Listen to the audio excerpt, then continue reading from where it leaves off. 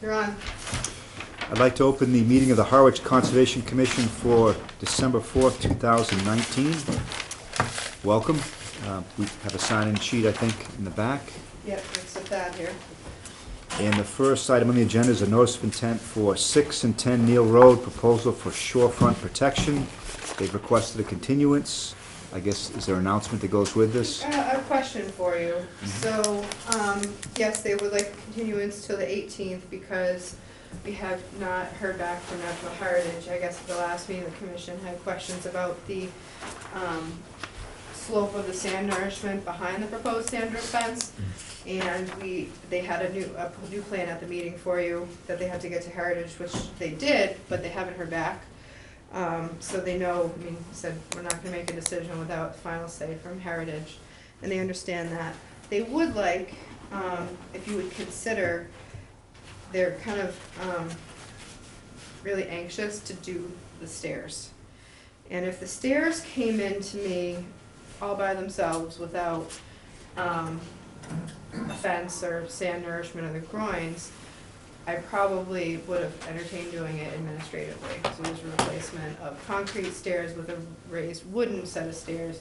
The only thing is a little bit of a wooden boardwalk as well. They would like, and I would be comfortable with if you would, because the stairs were not a problem, I don't believe, to Natural Heritage, if you would let me proceed and let them do the stairs under administrative review. Okay. How do we leave that? Did they request to do that last time? They requested for an approval of that, but you Of didn't that want to piece. fragment the notice Right. of intent. Right. This would not, this would come off the notice of intent and be administrative. I Right. think it's a little different. Yeah. How do folks feel about that? Yeah, I didn't see that being a necessarily negative impact to the dunes. It could be positive if they're talking about elevated with 3/4 inch spacing, I believe, and you know those type of standard things for a on dune boardwalk. Didn't seem to be a bad idea necessarily.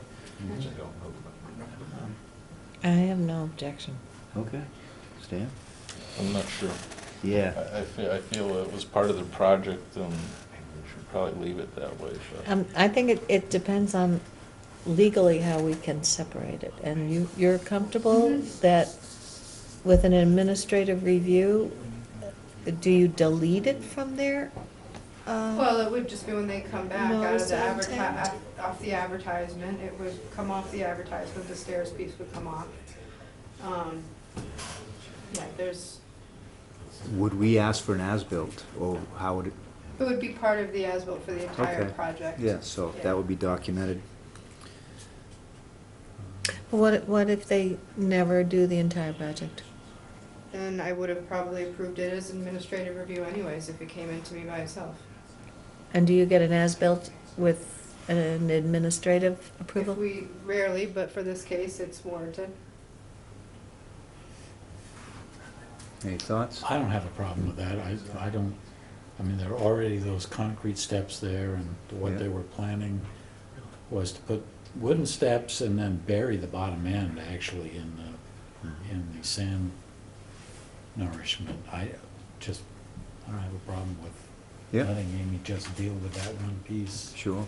on Mark? its own. I've abstained from this, Oh, but that's as I right. recall, the remark at the last meeting was the new stairs were gonna land on the existing concrete, so there Mhm. was no disruption of anything, so Right. food for thought. Yeah. Yeah, my only concern was would they advance the stairs past the existing footprint? And they assured us they would not, so. Move real quick there. right, that's what they had said. Yeah, so I think that was Yeah, my. they said no, but actually I don't have to file it. I They already did got put say in the no, next but meeting. from the diagram, I couldn't understand I how will that condition could that. happen. I will make sure that. I actually think that's a point of confusion. I believe they do want to extend them far beyond where those concrete stairs are Mhm. currently. Oh, it is. It doesn't make it, wouldn't even make any sense. No, it is beyond the concrete Yeah. stairs. It's where the stairs that went down, there was a little, They had a couple of steps that washed away. Yeah. Which is always my concern in this whole project gonna be, they're gonna put stairs in there and Mother Nature's gonna take care of them one way or the other. I mean, look at the National Seashore every year. So I don't know how this is gonna work in the long run anyways. Those were, I saw those when they went in, those were barely held into place anyway, they really only. But I mean, even what they do now, I still am skeptical as to how they're going to last in the long run, but. But the footprint, so they would extend beyond the concrete blocks, but the footprint would be the same to what's there presently, or what was there What presently. was there? Yeah, With the right steps. on the Right path. on The pathway. Currently, I believe But that's. down gonna on be the the beach, same. it extends farther toward the shoreline, doesn't it? I don't know if you Yeah, I want- believe that is what they are proposing. Yeah, see, I asked that question, I thought they said no. I know, but Well, you can, I mean, they're showing the concrete steps there, and this Right. thing extends out to below where that last little bit of bank is there. Which is where there were these temporary steps that got washed away Right at that edge, lip of at the the bank. edge, where it dropped Well, it off also there. lost 3 feet because Right. of the erosion. Right. And they're sinking posts there, so. Yeah, I share Stan's concerns that it might not be a very durable structure for that location.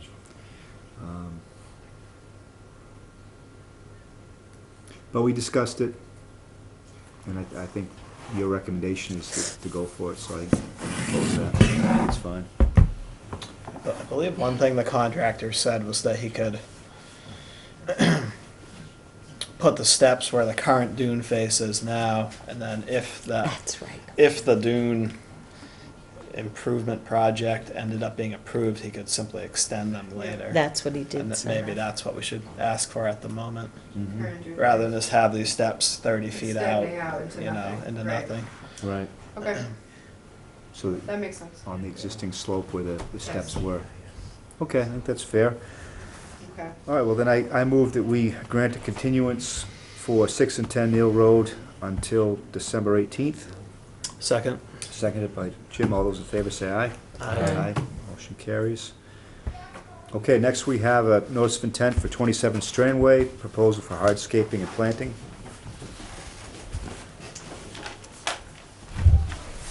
Oh, go ahead, yes. You want to keep it up there.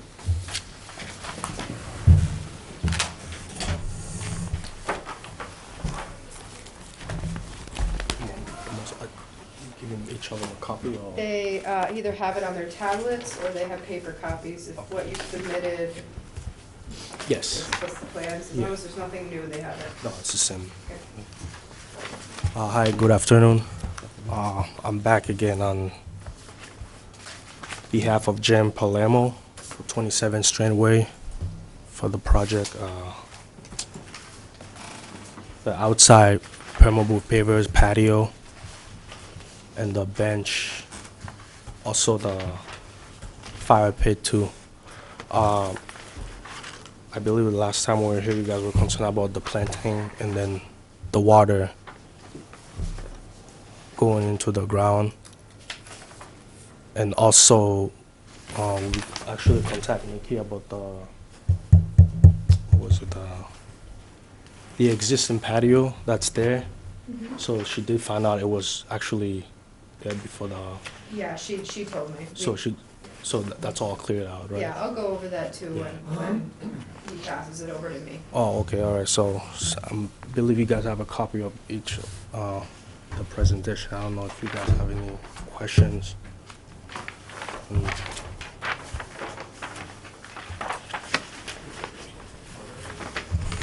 Hi, Thad Eldridge, East Southeast. I've been helping him out with this, and just the overview, we provided areas, used a 80% factor for the existing patio.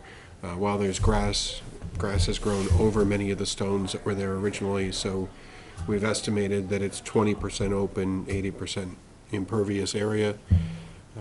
And then from there, revised the planting area to ensure that the proposed mitigation meets the multipliers. And he should have updated that in his plan where where and what is going to be planted.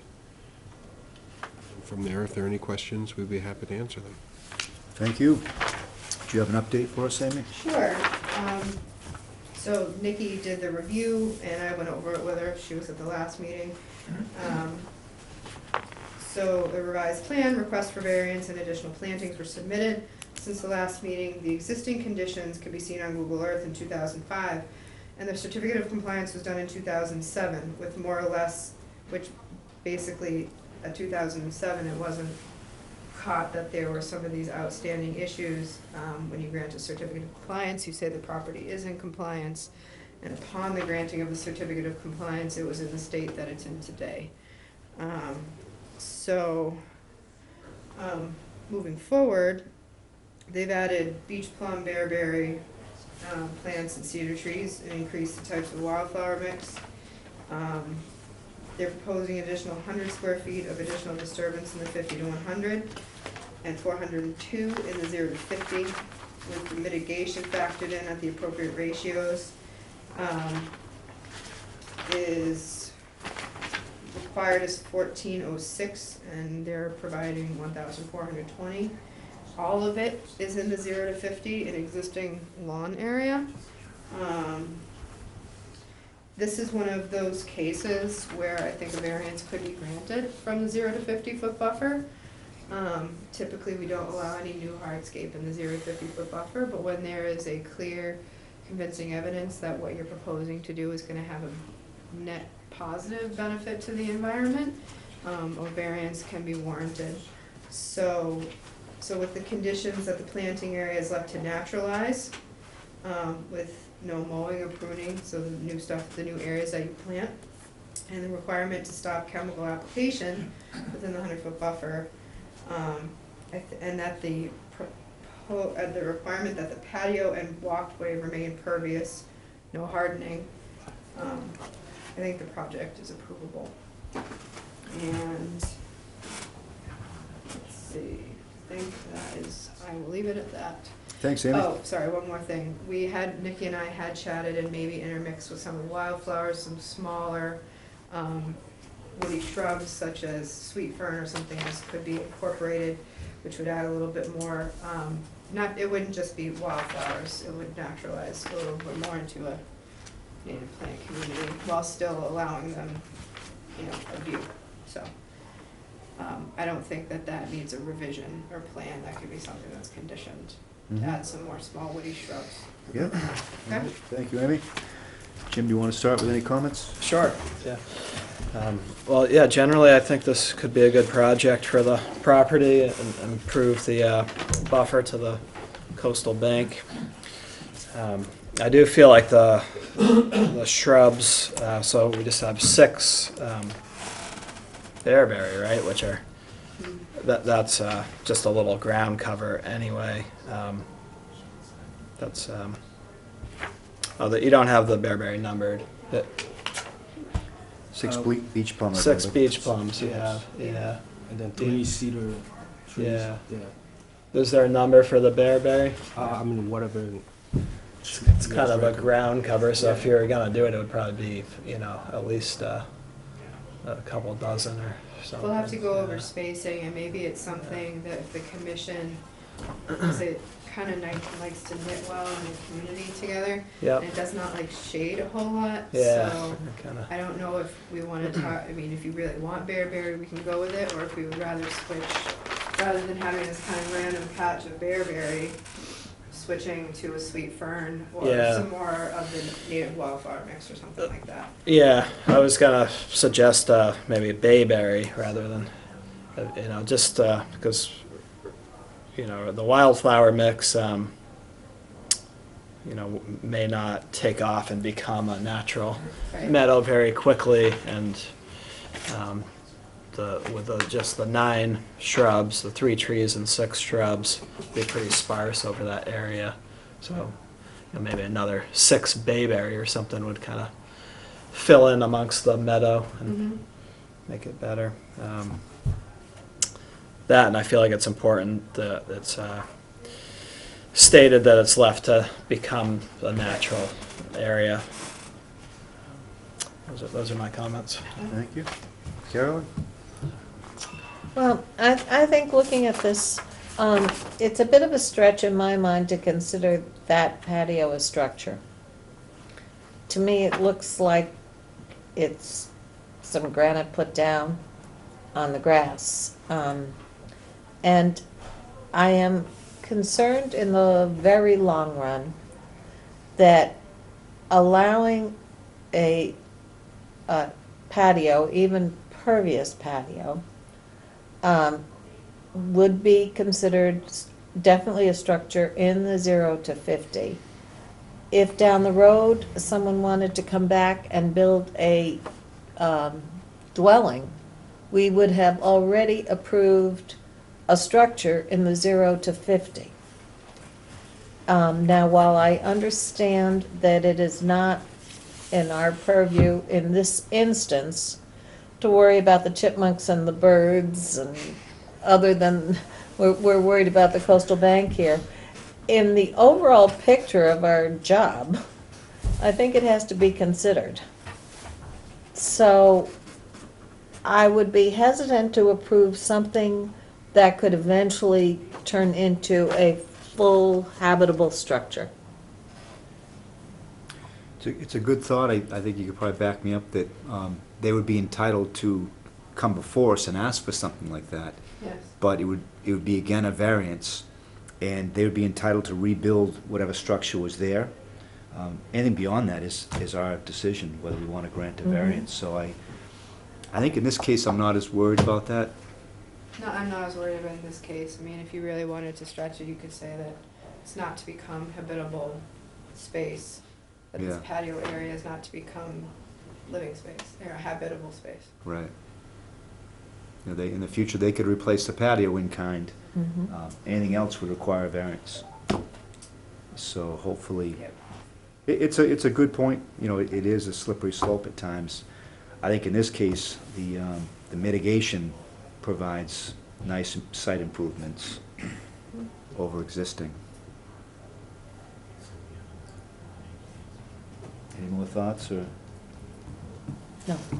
Stan? I agree with Carolyn, because I think we've seen that with some other structures that we've approved where it's a tear down and rebuild, and all of a sudden, part of the footprint that was considered was part of a deck or a patio or whatever, and now what was basically an open area is now 2 stories or 1-story structure. Uncle Vini's? I'm not, no, I think there's a couple of places like that. And I guess is there a way to, you know, and then because of having already have that footprint in there, some other commission down the road may think differently. Well, it's part of the footprint, so is there any way we can, I'm not against the project overall, but is there any way to condition this to say that it's not a habitable structure, would be my Not to become recommendation. habitable space in the future. That could at least indicate to future As part of commissions the- that that Yeah, was discussed. I think it's reasonable. Conditioned. I think the fact there's a patio there now, and that there's a modest expansion, that's kind of what is swaying me to mitigate for that. But otherwise, Other than that. yeah, for new structures, I don't really want to see anything new in the 0 to 50. And that's all my comment on that. Okay. John? I would say this is more than a modest expansion. If they give the figure of 80% coverage of what's there, but then we're taking the other part there that is now raised grass next to it, and that's becoming patio as well? Yeah, it's a 402 square foot difference, so yeah, it's a fair amount. 402 of an original, I'm not sure that on here which numbers are original and which are proposed on this. So for example, in the 0 to 50, the patio, 560 square feet is the existing, with the estimate of 80% coverage, so 448 square feet of impervious. The proposed 850 square feet, So you're considering the patio in the number of the walk, with the walk? yes.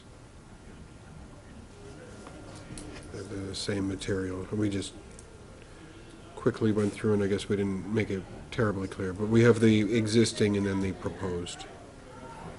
Okay. Sorry, proposed patio. So, just to clarify,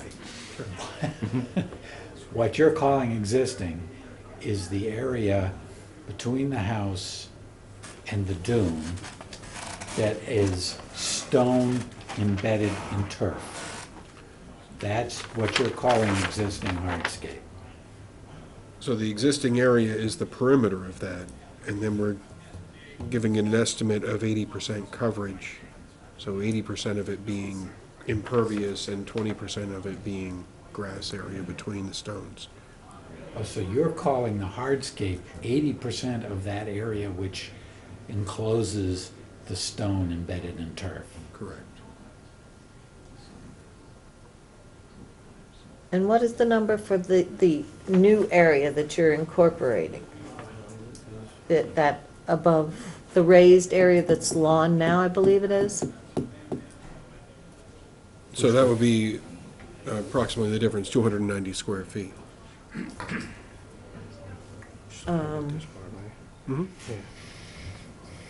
Approximately the difference. So 560 square feet is the existing patio. 850 square feet will be the proposed patio. And your walk. Yes, but most of the walk is between the 50 and 100. Okay. I had just copied it and didn't change the label, so that proposed walk should be proposed patio, 850 square feet. I'm sorry, I'm still not 100% sure I understand what you're saying. Sure.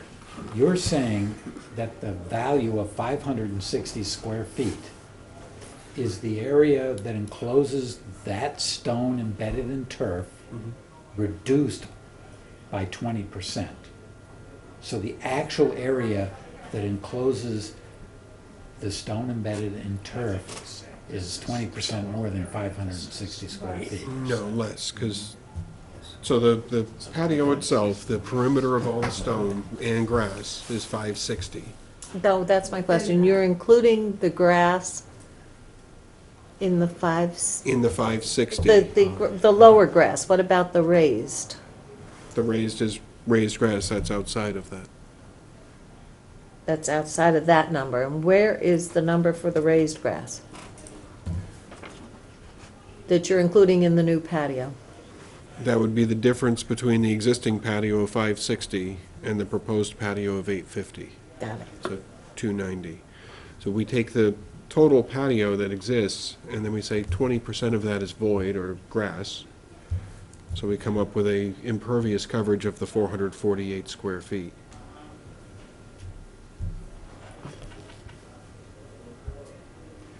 Okay. Existing, so, Okay, so if Carolyn is done, my question here is about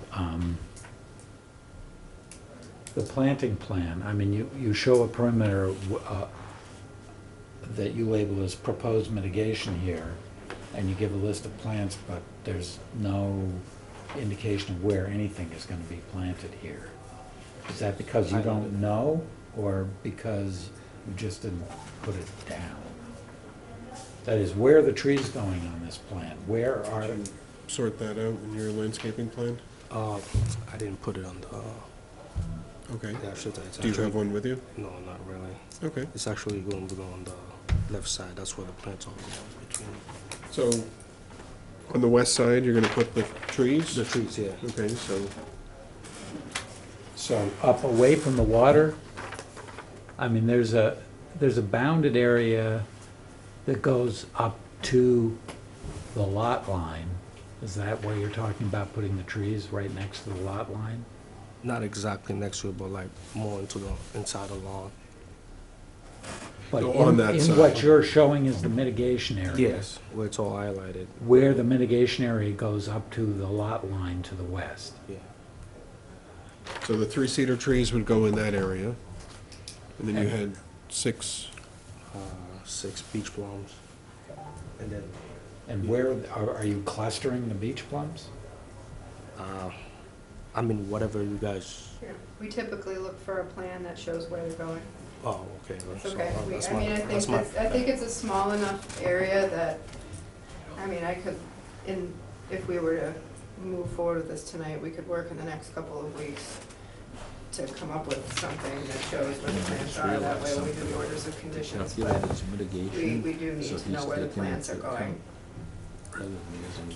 Okay, so anyway, Mike, I agree with Jim in that it doesn't appear that the shrubs are, and trees together are providing much coverage in this And my experience with bearberry is if they don't get plenty of sun, Yeah. then they don't last. And I don't, if they're embedded in wildflowers that are, No, they shouldn't be there. so probably some other shrubs. I don't know what other shrubs, I would leave that to Well, Amy. Jim had mentioned the bayberry. Yeah, okay. So if you do if you do the 3 cedars, 6 beach plum, 6 bayberry, and then a mix of the wildflowers, that should cover it. And you're gonna leave that area to naturalize. I forgot to say that we should specify the size as well. Yeah. You know, Yep, decent size. yep, 2 to 3 gallon. and I would go right to the Cape Cod Cooperative Extension. I'd send him right to it. Versus the 402, right? Okay. And also condition that Because there's the 402. any that don't survive need to be replaced. Yes, we would do a survivability rate. in there, but it's green, you can't really see it. I don't know. Mark, any comments? Yeah, a couple. My considerations would be the size of the plants, and the volume also. I mean, the wildflower meadow is fine. The bearberry, I don't see any particular value to that. I think adding woody growth is going to be beneficial. I would like to see more than 3 cedar trees, and I'd be concerned about the size. I think ultimately, for the time being, until they establish, I think if you kept them down to 4 feet, that would be adequate, and give them a chance to root and get solid before they take off. Yeah, they don't, big cedars aren't gonna adapt well No, here. You no, have to just start a them sail small. will be gone. Yeah, you gotta start them small. So, like I say, if they, the maximum size there, if that's 4 feet, Yeah, I that'll put that down give them time.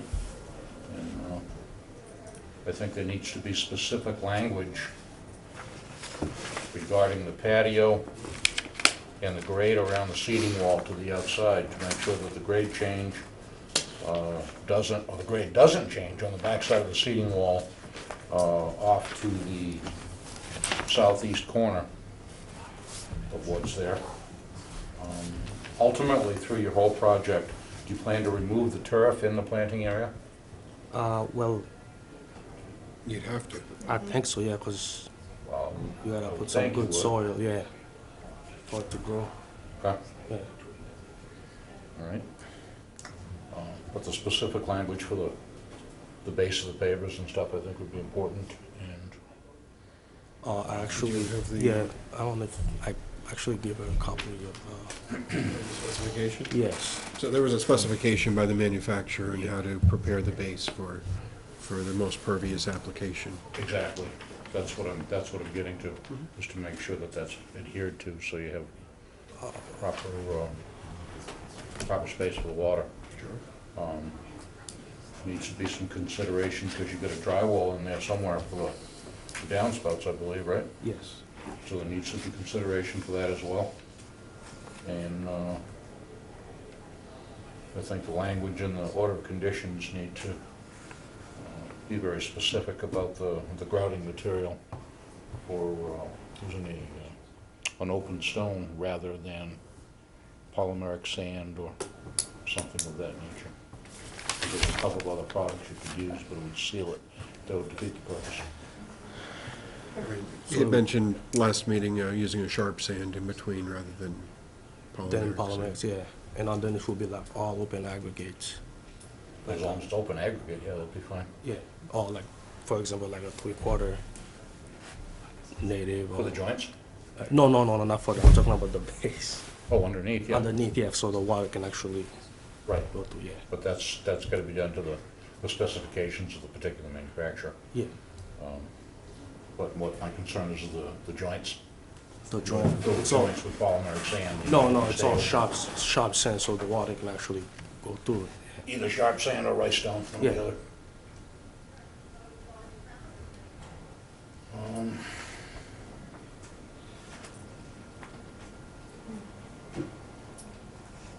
That's probably, all I've got for remarks on the whole thing, but I think bolstering the planting is gonna have a lot to do with the success of it. Thanks, Mark. I just follow up to say that I agree with Mark's comments on that, and I think having an additional cedar or two would be helpful, and maybe increasing your beach plum from 6 to 8 and having 2 4-bush clusters as opposed to a single cluster. And that would meet the interest, I think, that Mark and Jim talked about.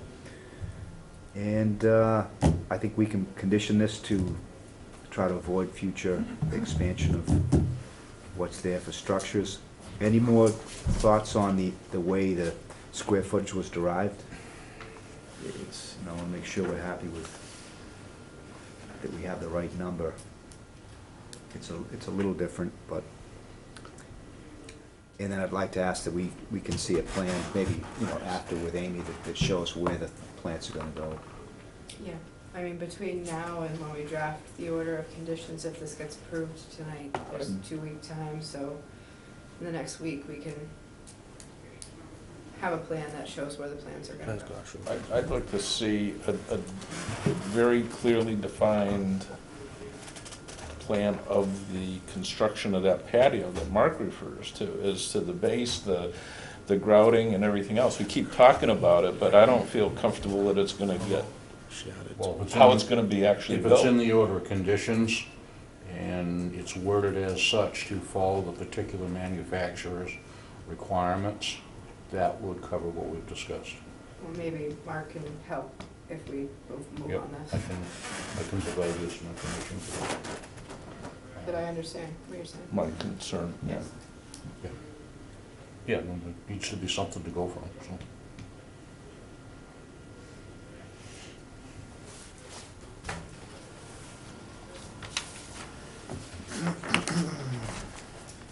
All right, any further comments? Would someone like to make a motion? Sure, I'll make a motion to approve the notice of intent for 27 Strandway hardscape and planting with various conditions discussed in this meeting, including coming into compliance of the entire property with the Harwich chemical lawn regulations, meaning no fertilizer, pesticides, herbicides, etc. Plantings as discussed in this meeting. A condition that the patio will not become a habitable space at any time in the future. And does anyone have anything else for discussion? Second. Seconded by Mark. Any other discussion or additional conditions? I think Mark's thoughts on construction protocols are noted. Yeah, just as long as we, Yeah? have some specifics to go by, so there's a frame of reference. Mm-hmm. So are we also conditioning increasing the beach plum to 8 by 2 clusters? We didn't really talk about that. You suggested it, and increasing to 4 cedar trees. Are we gonna do that or not? Is that acceptable to the proponent? Yes. Okay, so Okay. eight beach plum and adding, I think I said 2 cedar on top. of it. Adding 2 cedar, Yeah. okay. So, As well as 6. 6, Bayberry. 46, right? 6 Bayberry was the other. Yeah. Those in the item. Bayberry the Bayberry with Bayberry, right? Right, Yeah, and I I have that. think we would all like to see it generally, spread out a little bit. Yes. So if we could see that final plan at the, Mhm. for the order of conditions. Okay. With all that discussion, all those in favor say aye. Aye. Motion, those opposed? No? Okay, motion carries. Thank you. I like your wildflowers. I like that presentation, thank you. Could have done better, but No, they're beautiful. thank you. Thank you. So Allison will be in touch to Yes. sketch out that plan, and hopefully at the meeting in 2 weeks is when they vote on the conditions for the project, okay? Perfect. Thank you. So we'll be in touch later this week with you. Definitely. Thank you. Thank you. Thank you. Next on the agenda, we have a notice of intent for 2 Lakeshore Drive, proposal to remove an existing garage, deck renovations, and construction of a new garage and additions. You have another one to announce first. Oh, Oh, No, sorry. you're okay, they're not here, but we have to continue. Oh, I'm sorry. No.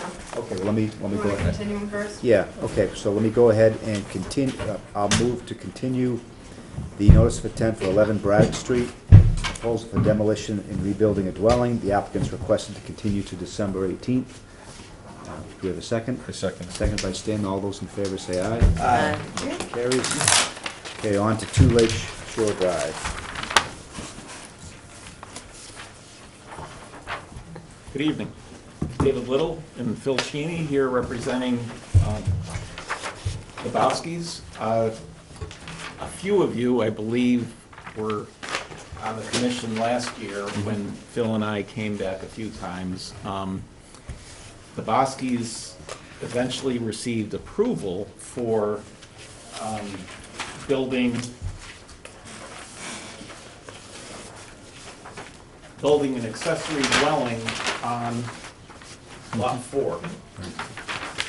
I am, subsequent to this meeting, I am going to be submitting a request for a certificate of compliance because they are no longer planning on going through with that project. They've decided to scale back considerably from what they were proposing. So that being said, now we're before you with a project on the property.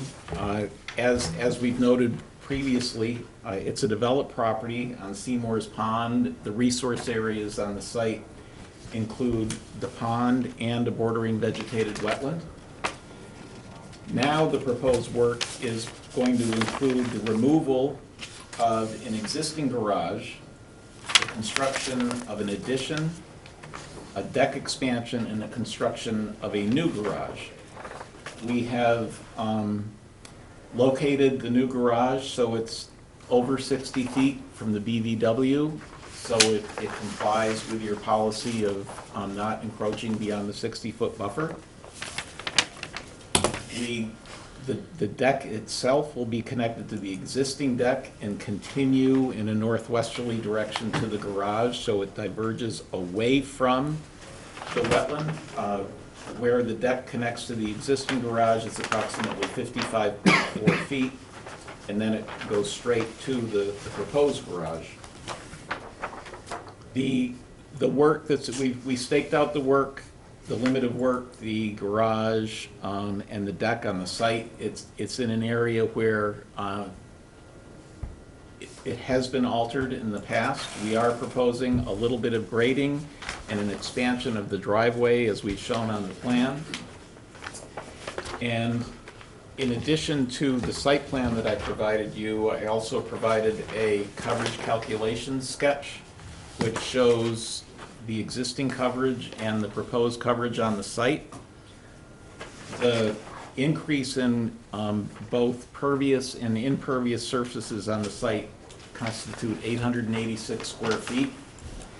And Phil has prepared a mitigation plan well over double of that for what we are proposing.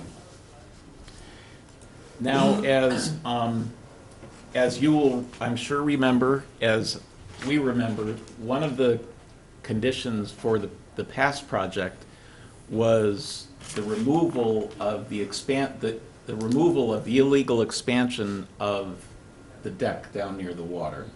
So if you weren't here for the previous hearing, this portion of the platform was permitted, this portion of the platform was not permitted. The Boskis expanded that without permission, and the previous order of conditions required that that be eliminated.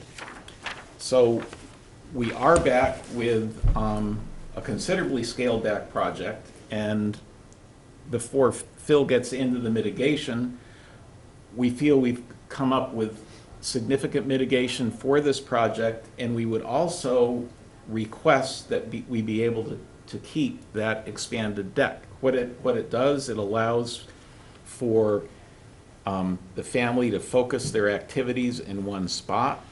And perhaps if you don't feel the mitigation we're proposing is enough, if there is a way that we could propose enough mitigation to keep it, the Boskis have encouraged us to try and work with the commission to do that. So I'll turn it over to Phil to describe what he's proposing in the way of mitigation.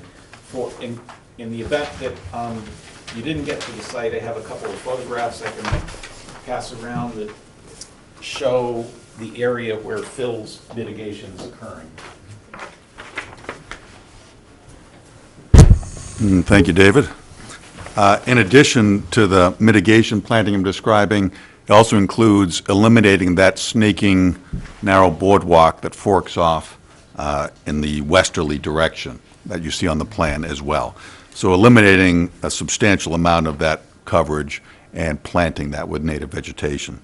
So my thinking is to take all this good native vegetation that's off to the west of the property and just extend that, completely filling in the 50-foot buffer up to the existing deck platform at the pond and right up to the boardwalk and to the back of the new deck.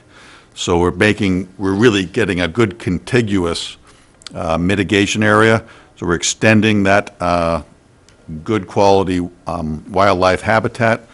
So I think that's really good mitigation. We've got a total of 2,100 square feet, which is definitely more than 2 to 1. Getting closer to 3 to 1, so about 2.5 to 1 or so, to cover that and hopefully to mitigate for maintaining that portion of platform down there. The Boskis have especially said one of the reasons that's so valuable is because that's the shaded end down there, and that's in the western on the western side, those trees, those maple trees, which actually they planted several of those themselves, that makes that platform habitable, whereas the rest of it is a bit too hot and sunny. So it reduces and contains the lawn area down to one space and gets one nice big contiguous natural planted area. Using a good variety of shrubs, you see a combination of some trees, some tupelo in there, which is growing naturally around the area. Plenty of other things you see around there too, the alders, the chokeberries, summer sweet. There's a lot of those growing naturally, a lot of sweet fern naturally, bayberry.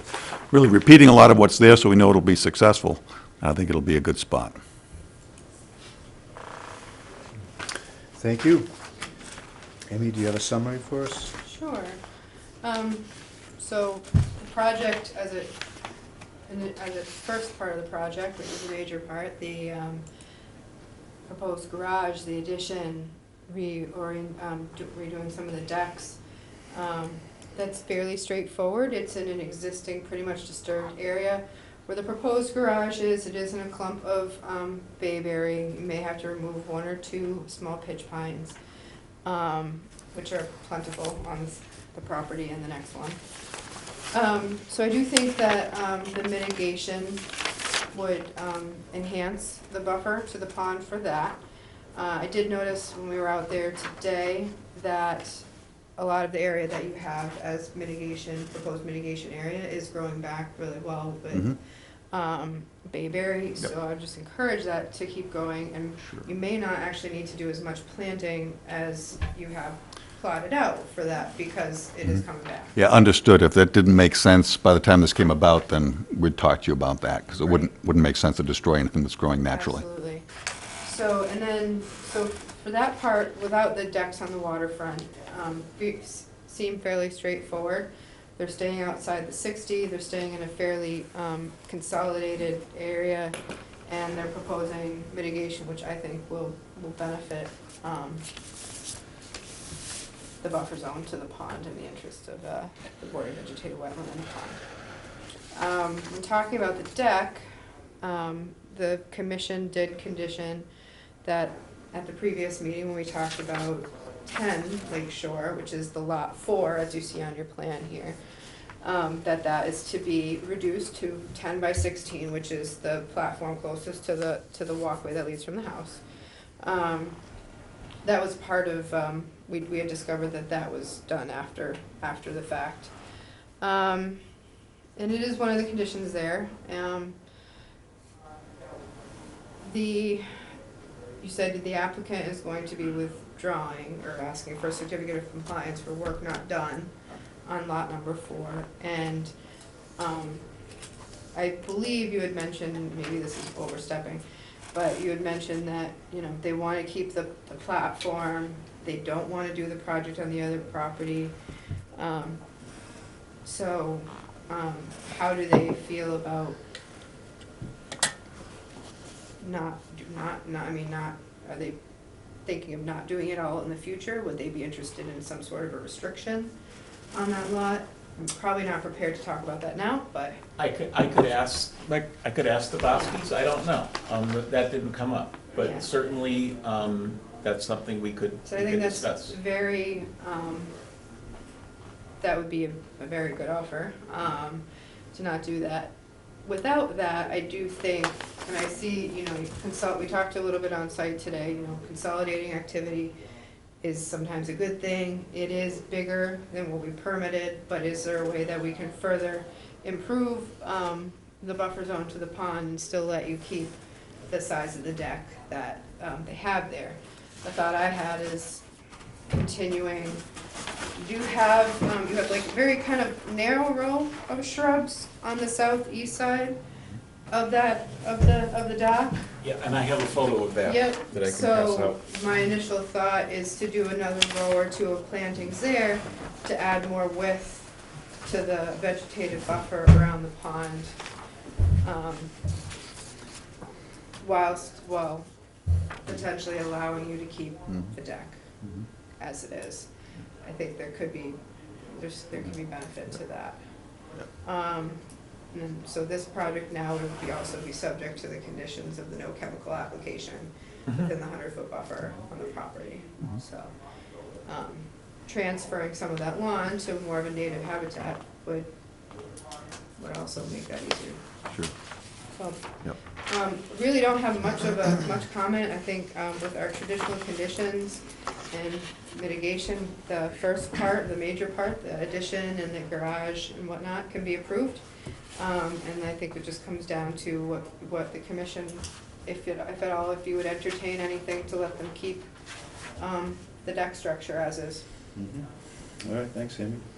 Jim, do you want to start? Sure.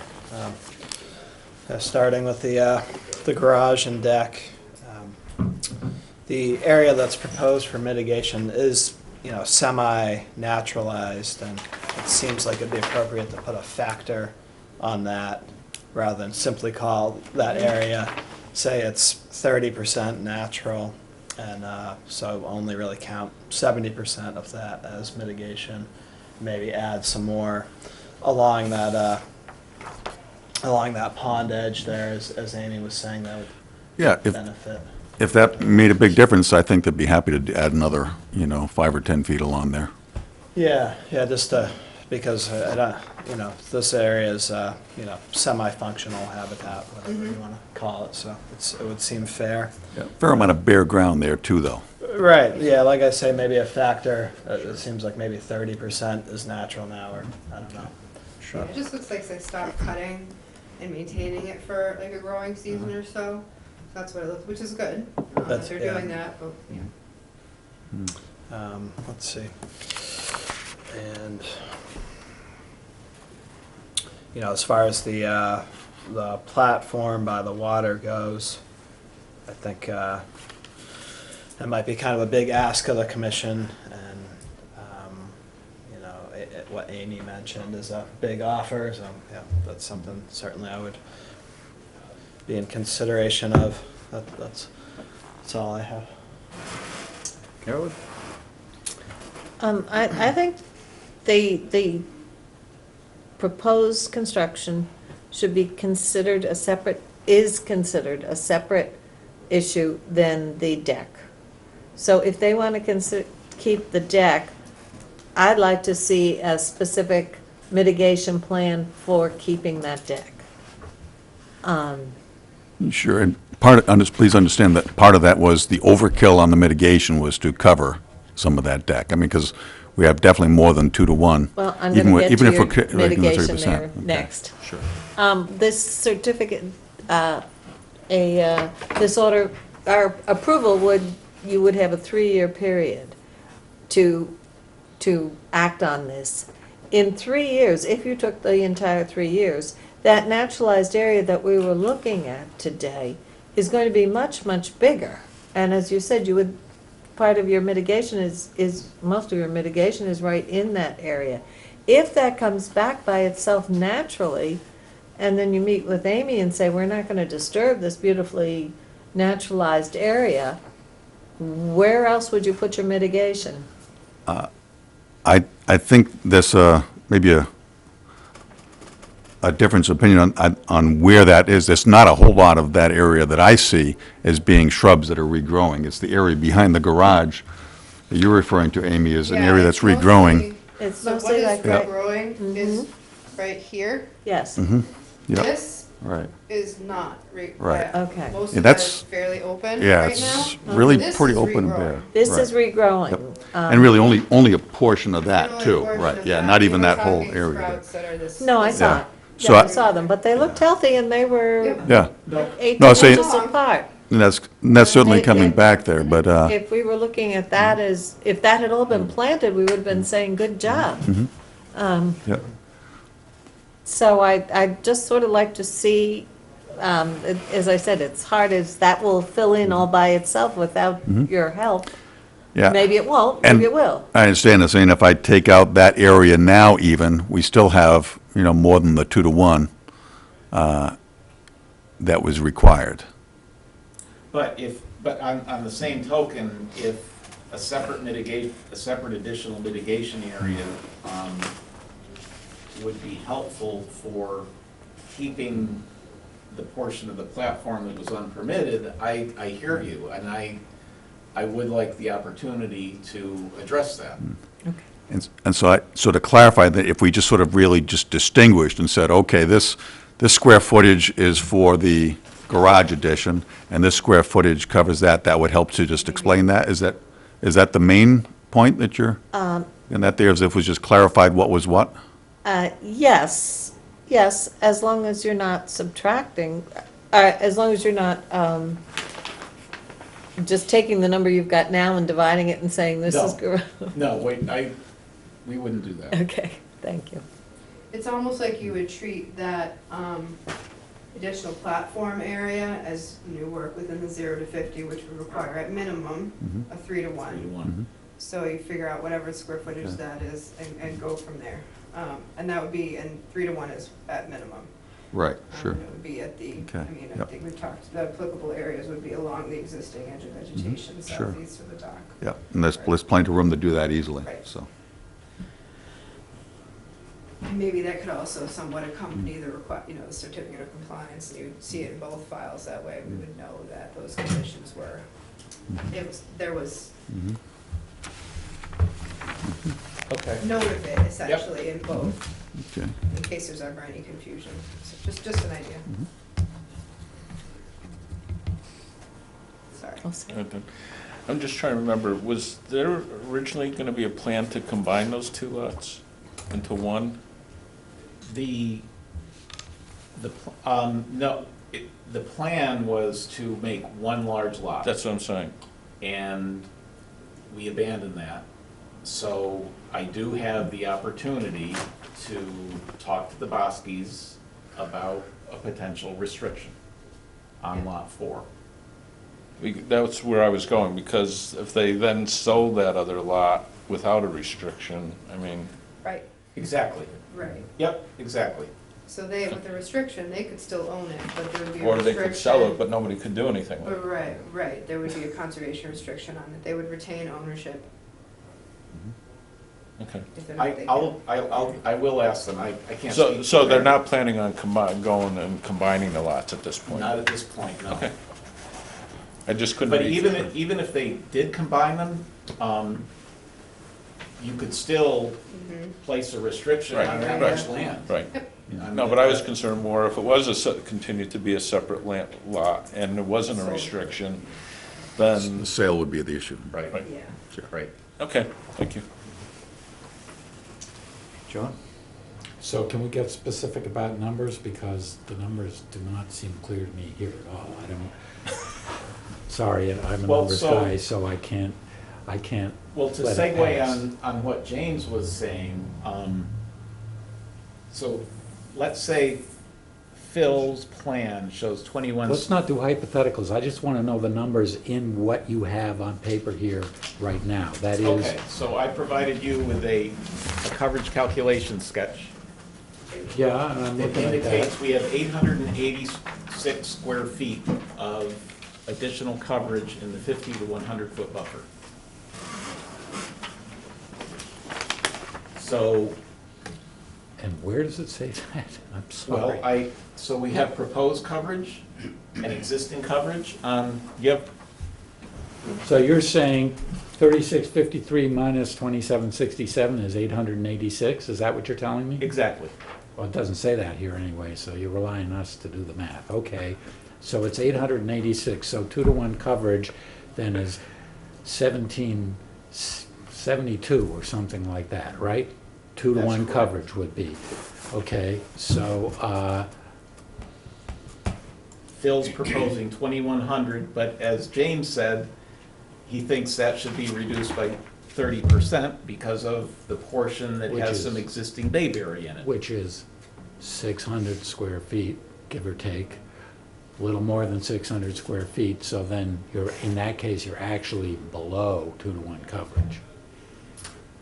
If you want to look at it that way, yes. Yeah, I would like to look at it that Yep. way, actually. Agreed. Now, and I say, I don't know if you came up with that 30% with any, That was fairly arbitrary. right, that's what I'm saying. If you're looking for hard numbers, that sounded like an arbitrary number. Yeah, something that would have to be agreed upon.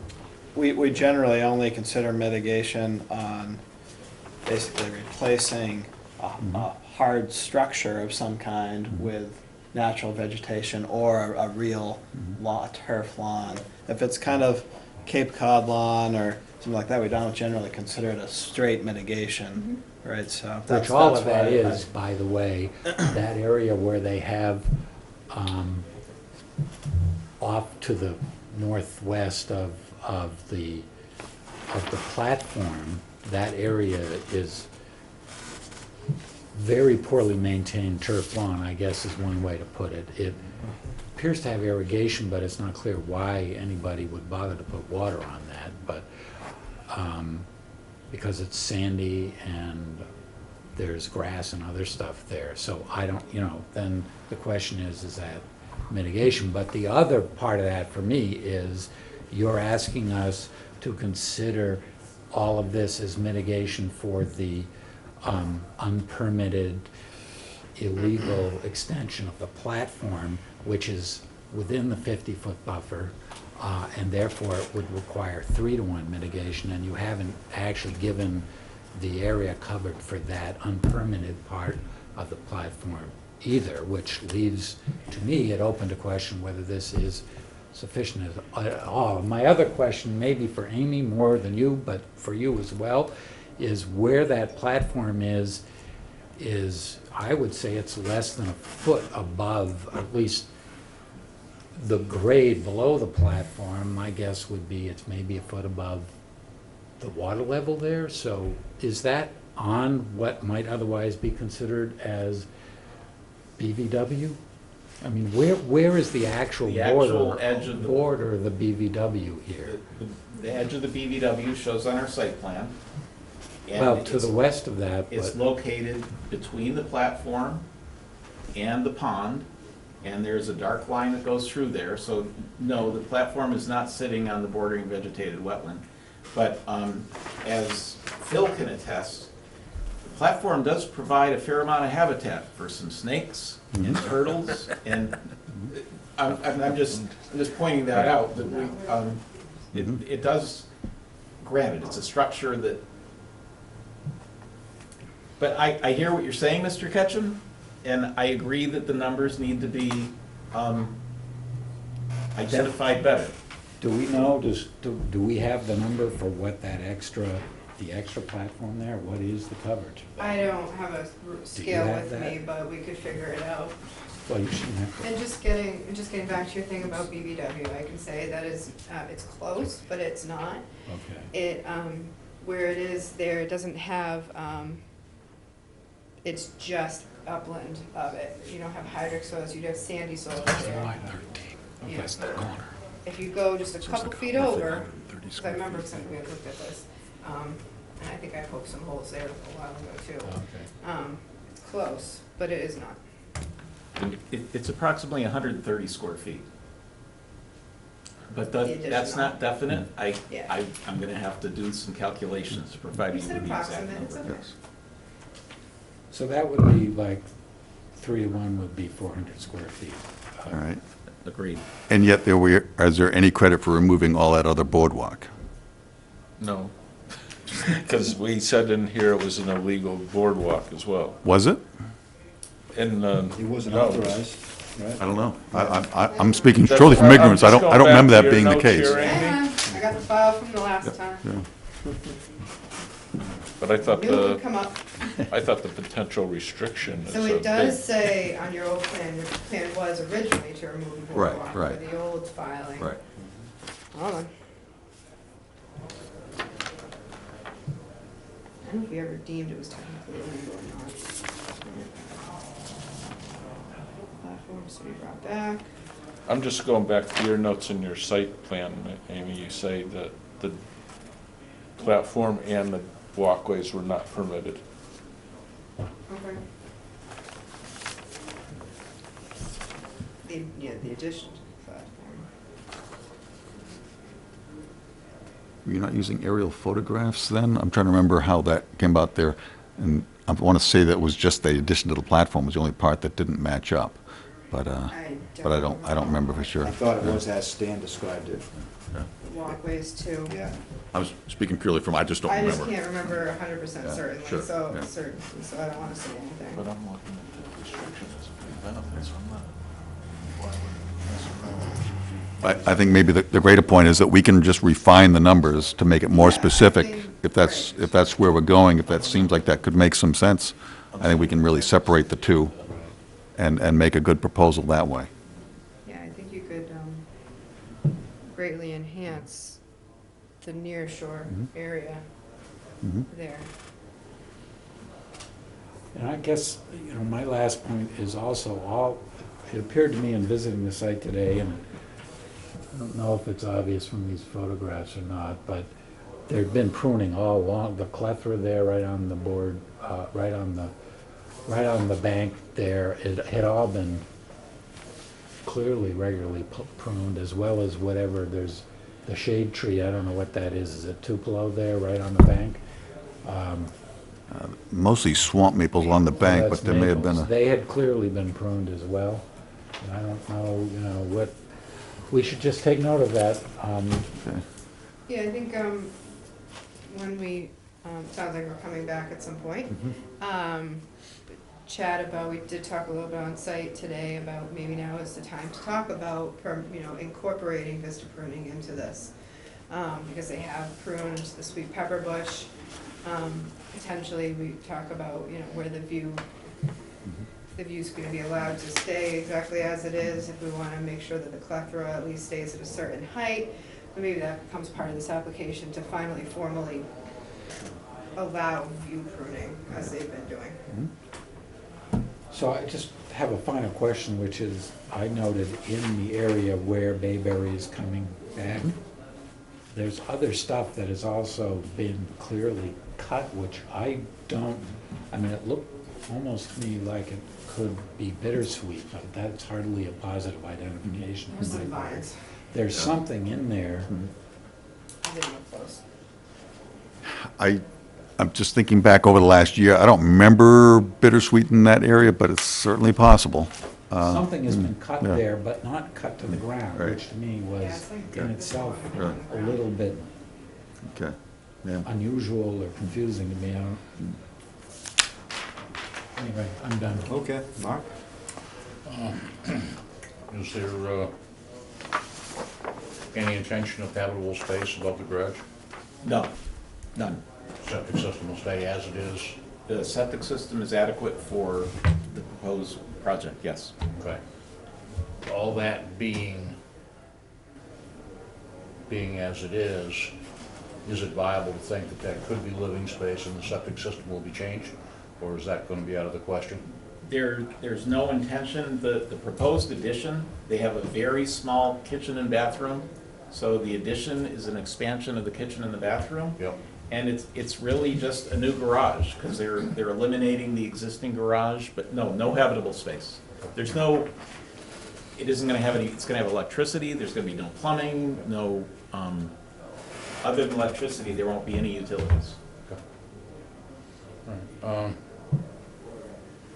don't have any particular issue with the garage expansion and so forth, but my only remark would be, I think the more the BBW is increased, the better. And going to the left, looking at the pond, southerly, to me is not a stretch at all. I think that would be a very positive thing, as well as removing the walk that goes off to the north. I think that'll probably be a viable option for the Boskies if that means they can save that portion. I personally don't see that deck being a particular detriment.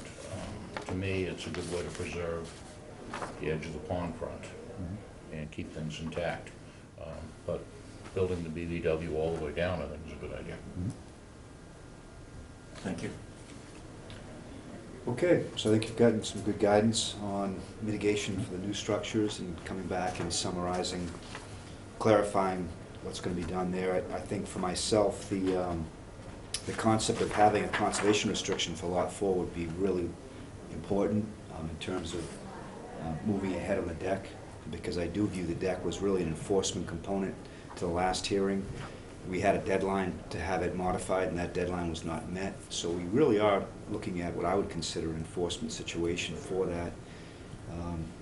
And I do feel strongly that it's a habitat impact to expand a structure in that area, and I think it was unauthorized. So I would like to see it reduced and have the walkways reduced as we asked previously. And the exception of that would come with discussions on a conservation restriction, which I think would benefit all parties, all interests. And so, but it's up to the proponent to see how they feel about that. So I think that's probably what, some good homework for you to come back to.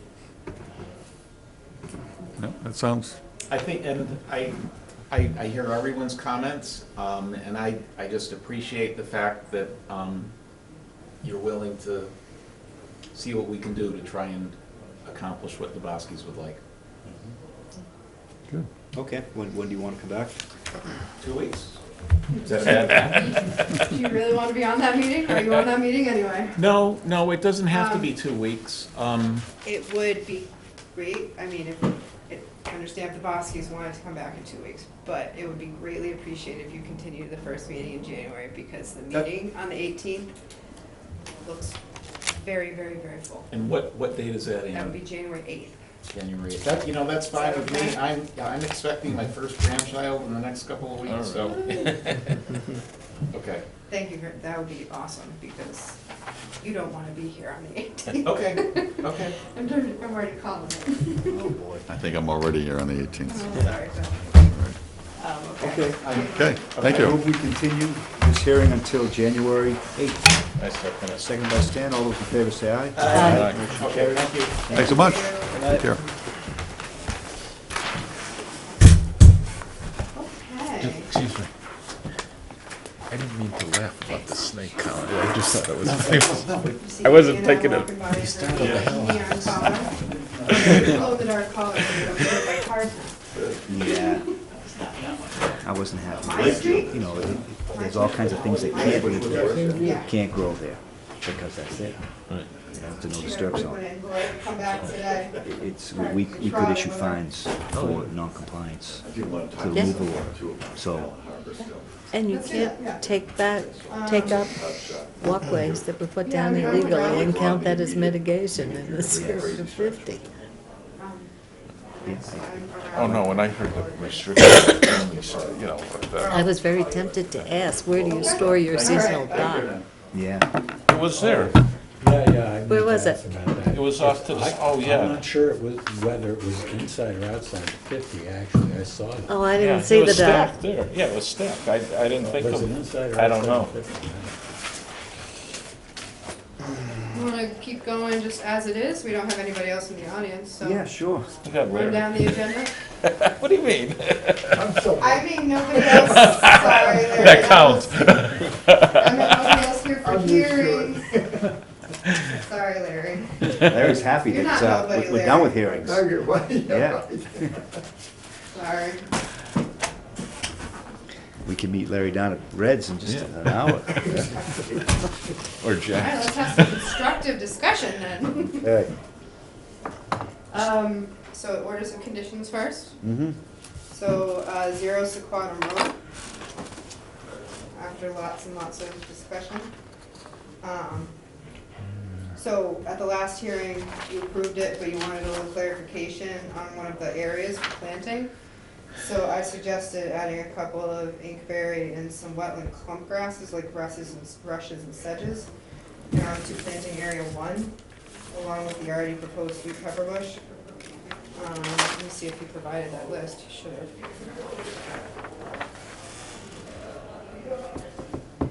He did. This is. Yep. So he added, so we have 5 sweet pepper. This was a really small area, by the way. It's only about 20 feet long by 5 feet wide. So adding, you don't want to add, he had already proposed 5 or 6 sweet pepper. So I didn't want to overload the area either, to drown out the, the plants would be compromised. So he's adding 3, so to the 5 clethra, he's adding 3 inkberry and planting it between the bushes with suitable native grasses such as the northern panic grass and the path rush. And that should nicely fill in and give, basically a herbaceous layer with the grasses, which actually kind of grow kind of taller, as well as with the clethra, which is a tall shrub, and the inkberry, which is a medium height shrub, to that area. It is, it's only 20 feet by, area 1 is 20 feet by like 5 feet. It's the area between the retaining wall and the pond shore. Correct, is that correct? Is that what we're I'll talking show about? you the plan. Yeah, that was the concern at the last Okay. meeting. Apologize if we read it In wrong. front of the poles on the edge, right? Right, now there's gonna be a rock wall there with soil. Yes, that is, so it's between, they pulled the wall back, Right. and that it's, we're gonna have some riveting discussion. The fun is over. They don't have to Yeah, go. the only one I would comment on is the lawsuit at the end. That came to us a couple weeks ago with the Board of Selectmen, and, we're not paying the buck on that, it's covered by, but the lawyers, thinks there's absolutely no case there, I'm sure you've had that discussion as well, so. We're just sitting back, we didn't spend any time on it because we're waiting for the lawyer to file in the right court, so.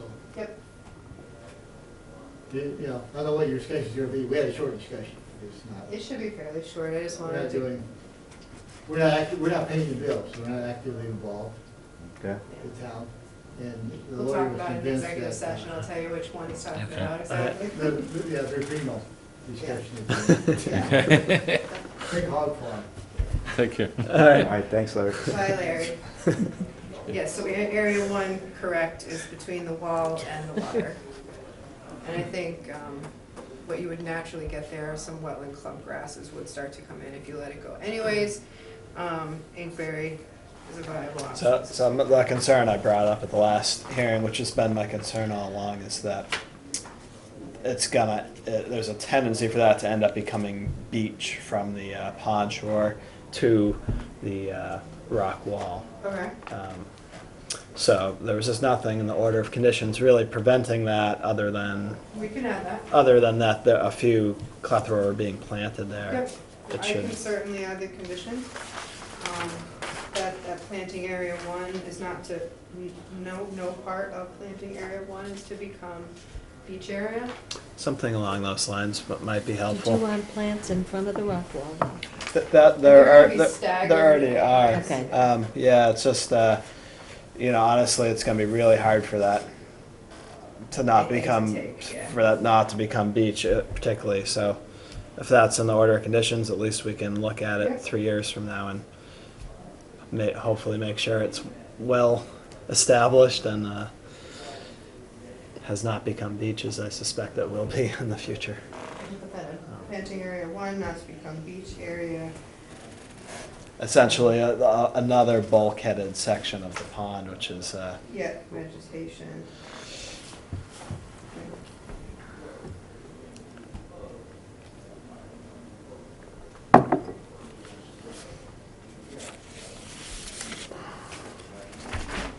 Vegetation to remain and be replanted.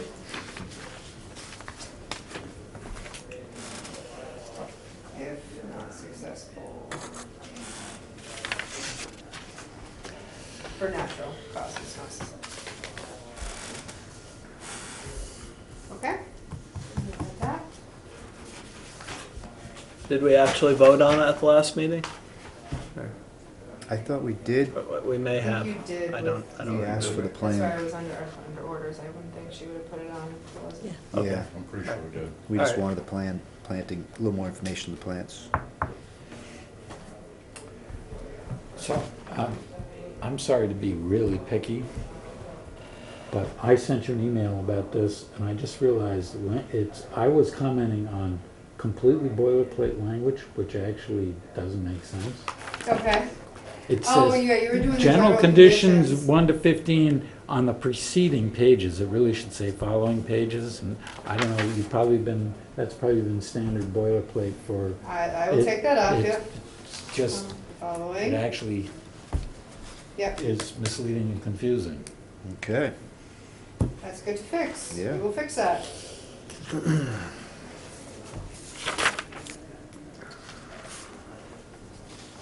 Any other comments on the order of conditions for Zero Sequoia?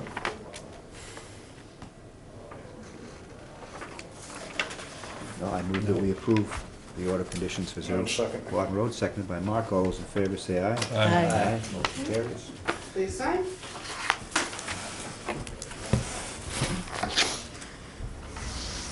Route 14, Sequoia next.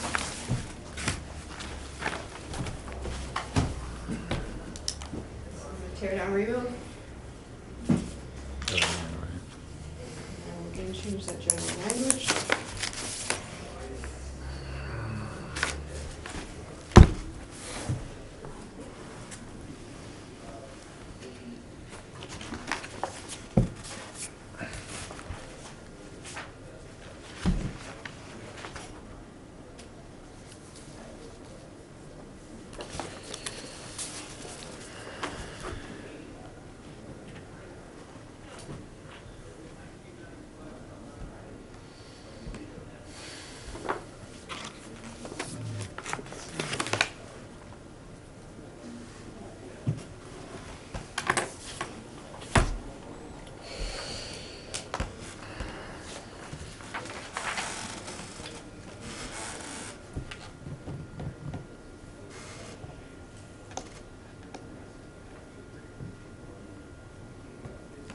Yeah, I don't have any comments. Same here.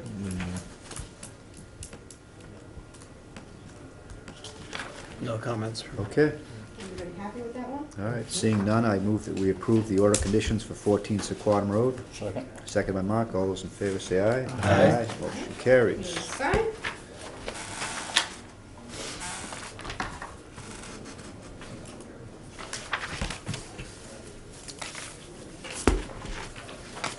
And lastly, for orders, 2 Ocean, 1 Zilpha.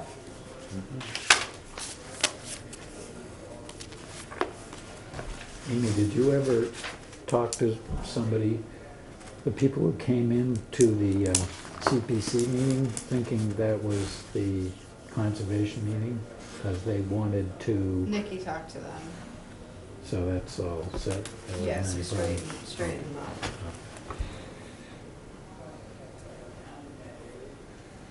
I want to jog folks' memories to number 7. I know we Yeah. talked about a strip there. I wasn't sure if we had a landward extent to the strip, or if we had a dimension to that. I know we wanted to get as close as we could to the bulkhead in the existing strip, but did we specify anything? You know, it's gonna be as far seaward as it can be, that makes sense, but do we have a dimension for the other end of it? You know, do we talk about 2 or 3 feet? For some reason, I'm recalling 3 when Nikki was talking to me about it, and I'm sorry I didn't make it in here. I don't think it was particularly specific, but it was implied there was gonna be a cap over the 2 walls to tie it together, so there wouldn't be a void there. And I think the consensus was that the existing planting area would be either salvaged or reconstructed pretty much as it is. Yeah, there's an existing strip there. Yeah, Yeah. but it's a little vague to, you know, to say seaward as far as possible, but not talking about We landward. can put a limit on it, what do you wanna put? A minimum of 3 feet or, I don't think we talked 5, I think we talked about 3, I'm not positive about that, but I think that was, the general impression was, if you, maybe check the minutes if you want to, we'll but, check that. yeah, but otherwise modify that 7 if you will. Yep. To have some dimension to that. Well, is it sufficient to just say the existing planting area will be maintained and extended as far seaward as practical?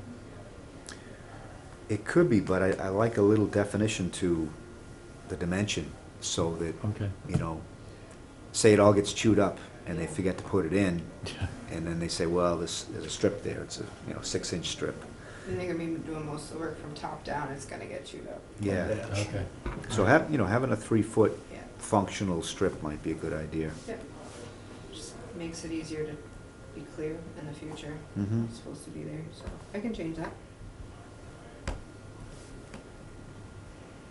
That's all I had for that one.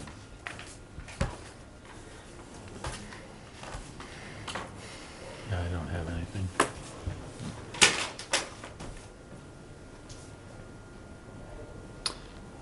yeah, nothing from me.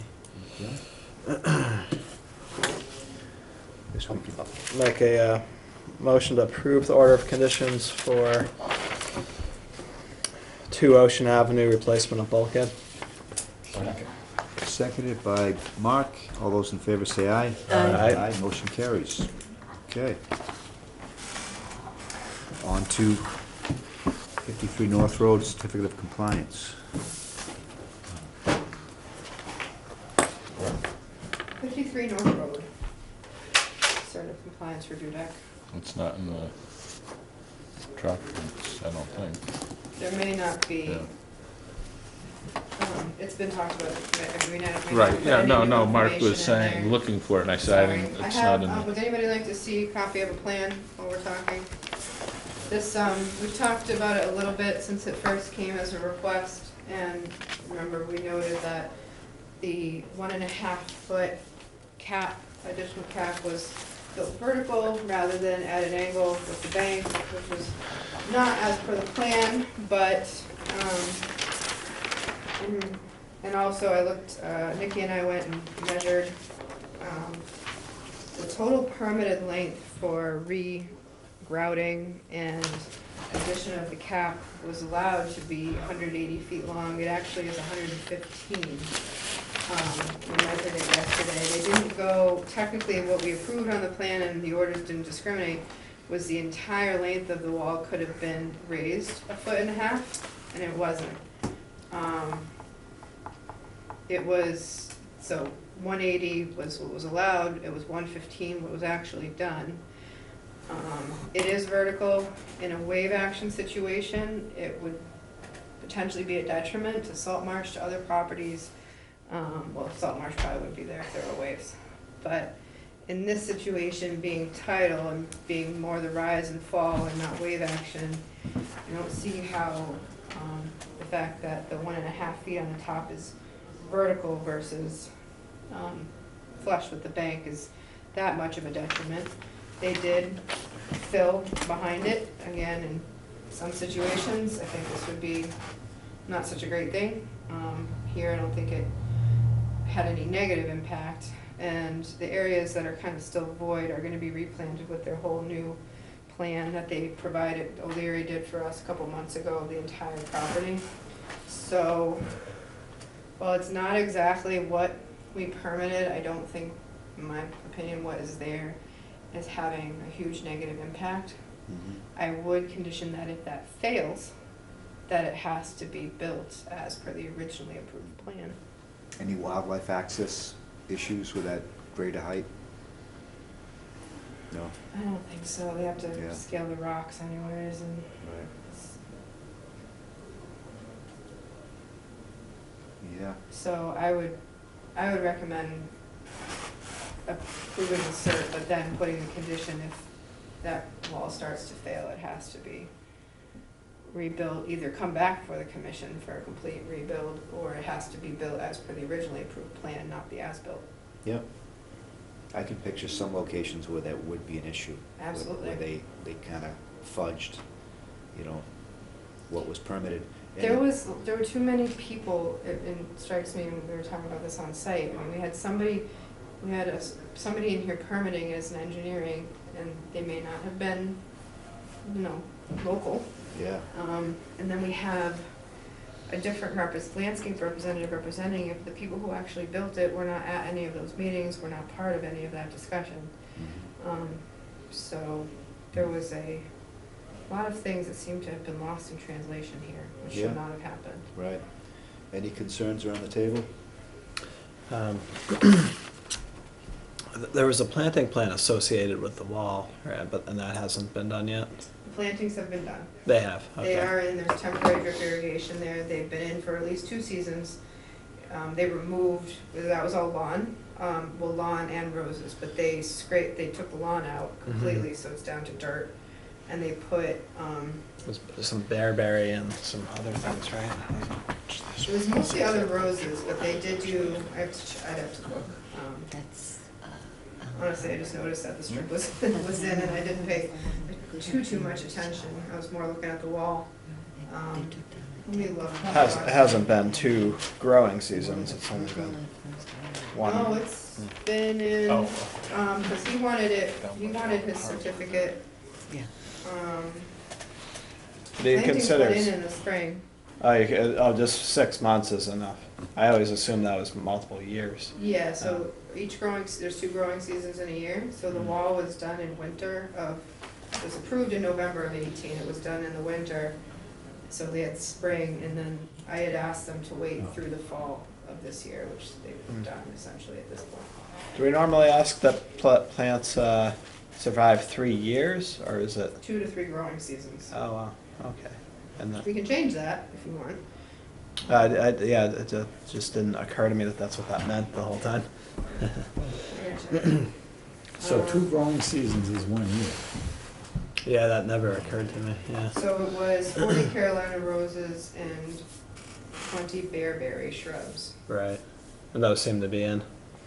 So. I did notice the Carolina roses, and you can tell what appears to be bearberry that's there now. So. But I will double check on that, the bearberry. All right. I can't remember if there are other planting plan overlaps with that area, or. It incorporates that. I could resend that out to the commissioners if you want to see it.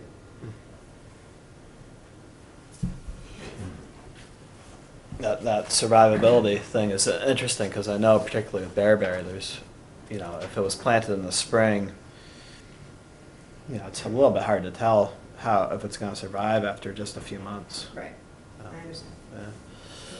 Yeah. Most everything I think that would apply to, actually, yeah. Other than maybe some grasses. So probably at least 3 growing seasons would be a better standard Sure. for that. So you count the season that you put it in is one of the growing seasons?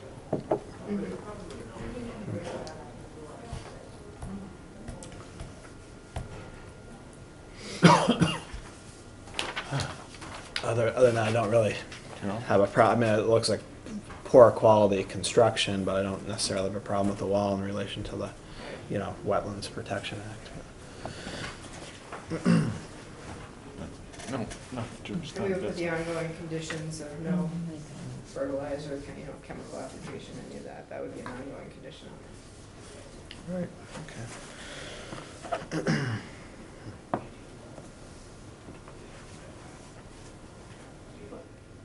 You're looking at me funny. Yeah, I'm confused about where we are with this. Are we approving an order of conditions? No, you're approving a certificate of compliance, but certificates of compliance can have ongoing conditions. That way, if properties transfer, those conditions, I mean, this comes off their deed, but the conditions are still there. well, I guess I like your comment, Amy. I mean, I don't like that wall the way it was constructed, but Yeah, I'm gonna give them a letter. to say that at a minimum, if it does fail, then it has to be done the way it was supposed to have been. Clearly there was a disconnect in communication between the various parties, but I guess my expectation was to see that riprap continue up along from where that new wall starts, pretty much out beyond that last oak tree, to give some buffer and some stabilization to that lower section. I mean, I'm just not sold on the way the project was done and the way it was presented. To me, it's unacceptable. That is my opinion, for whatever it's worth. So it's not something that I would support. I respect your opinion totally, but my expectation was different and my understanding Mine was was different. too. I agree with you, Mark. I think the expectation was different, When I look back at the orders of conditions and the plan that was approved, Yeah. I can't see a way to deny the certificate of compliance or to hold it up. If things were talked about at the meetings or things where people thought there was a general understanding that things would be different, there's no document that says it. The only argument I've got for that, Amy, is if you look at that photo, you see where this stops right here, and you look at the plan, it shows that stonework continuing on and coming up a little bit higher right down through here, which protects a lot of this material back in further. And that's not part of it. So, I mean, in essence, if they only did 115 feet of wall, or 140, was it 115? 115 versus 180. Yeah, that's a big difference. So basically, they dropped, 60 feet, 65 feet of wall out of the job. And Well, in that's my where mind, that's actually good for us because it allows for storm inundation and erosion if it would need be. I mean, granted, it might compromise some vegetation up there, but that's less structure than what we permitted. Is what's actually there. So which is worse or which is more beneficial? In my mind, I think less structure is more beneficial. Okay. I wouldn't doubt that they're gonna be back to talk about that section. In the Yeah, future. To me, that's a soft spot. It is a soft spot. Mhm. You're thinking they might come back because they didn't do what they needed to do, and it could... I can't say it. They have not said anything about coming back, but Well, again, I was based... down there and the water was across the road the other day. Well, and let me ask the question differently. Then regardless of what they did, anything to do with that wall going forward, they would have to come back to yeah, us. there's no maintenance on this wall. So, But if the water is up and across the road there, It was where is basically, that relative to on the the top of the old wall and the top of the new wall? it's right where the old and new Oh, meet. you're, oh, You could see it, he took a picture when he was right about there too. Right about where the new part and the Should've all old come part over meet right there. is at the Yeah, I point see that the that. water crosses the road. and that's basically. So going back to a your southwind point and high though, tide. is the wall, it is what it is right now. If we condition this, and anything further has to come back Yep. before us. Mhm. So my understanding was that. Even if it fails? Yeah, Oh, definitely yeah, if it right. fails. Protect the Because they the can't whole area, that's not done. do anything to repair it. We don't have any maintenance conditions on this one, so. Okay, no, I'm just Yeah. trying to make, Mm-hmm. I mean, if a stone falls out, I'll probably let him fix it, but I Well, yeah. mean, you know, if there's structural damage to that wall, it's coming back. You put that in the letter too. Yeah, I don't see any recourse unless someone has an idea on modifications that would help resources.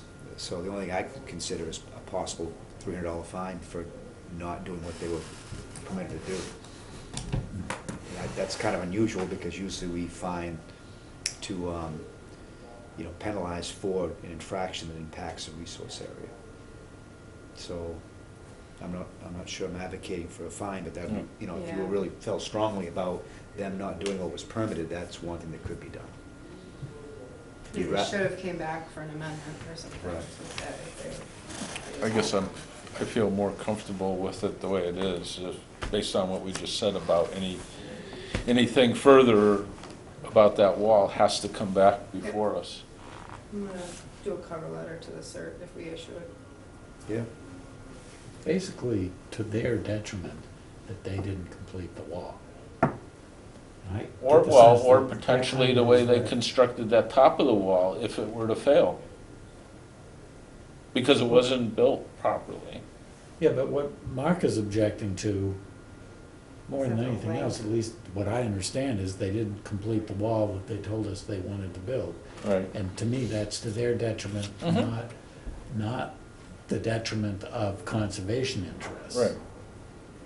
Right. So, And I'm more concerned about going up 1.5 feet without permission. So that's what, I'm concerned about. Oh. But Well, I- they didn't go up 1.5 feet without permission. They It's- went up, they were allowed to go up 1.5 feet, but that was supposed to be at an angle. Oh, So the 1.5 feet was supposed to be It's over, ver- actually more of a distance. It's it's vertical, it's vertical. But it's a Right. 1.5 feet Right. regardless. Right, and that's, They were That- allowed, right, but that configuration wasn't permitted. right. And in other situations, it would have a major negative impact. Right. Other locations, I'd be real concerned about it. All right, well, if there's no objections, then why don't we move to approve this certificate of compliance? With- So what I have is the wall fails. Well, actually, if there's structural damage to the wall, it needs to come back as a formal filing with the Conservation Commission. I'm gonna double check on the bearberry anyways, and, talk about the plantings. And, well, if the wall fails, first of all, it's coming back to the Conservation Commission Or any anyway. additional wall. Right, so, but it would have to be built to the way it was permitted.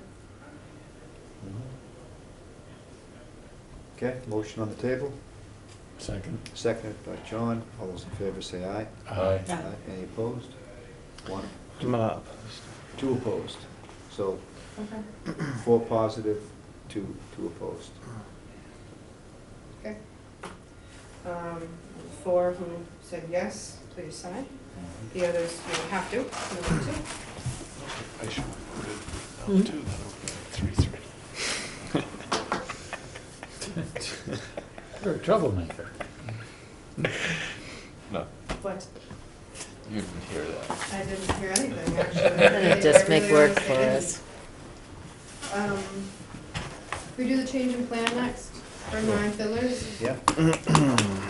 Should be in your Dropbox or your extra plans. So Nikki had informed me that you wanted to see a little bit more detail on these intermittent stones.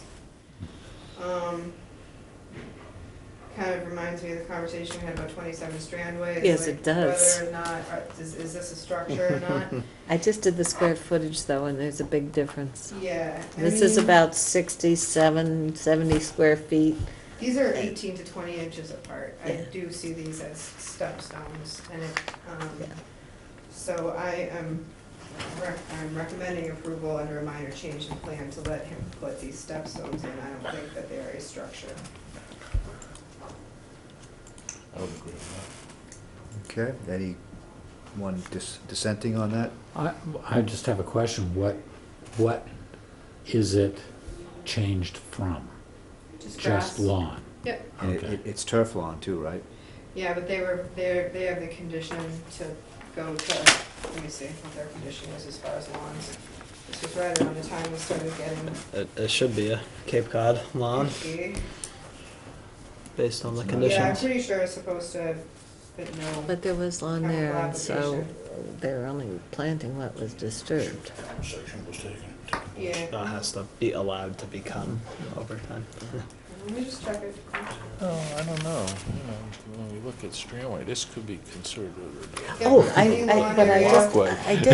I did, and so I counted the things, So and the so lawn there's on the 11 properties of them, could and be I, converted. it's 2 by 3.5, so I To an did 2 by organic 2 lawn care is 6 program. square feet.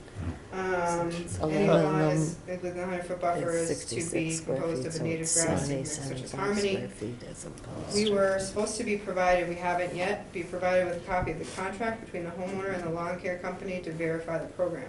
The existing underground irrigation system is not to be expanded upon. I don't recall that. It must have snuck in there before. I don't know, we can go watch the tape, we can, but that we wouldn't, that's fairly different from what we would normally, so it must have Yeah. been agreed upon. It was over a year ago. It was, Yeah, it might have been just before we really. 7/20, the hearing was 7/18/18 Mm. for that one. yeah. Well, I'm glad we asked for the plan because for me, given it's a highly developed, footprint as it is, I don't really object to it, but if the stones go in differently, then I would really have an issue with that. Mhm. If all of a sudden they're right on top of each other or there's more, so I would just stress that, This would go with the cover letter, Yeah, too, that the it- stones have to be 18 to 20 inches apart. right, and if they're not, then we're gonna have an issue. If it was new construction, then I don't know how I'd feel about it. You can have a pathway to your water access. Mhm.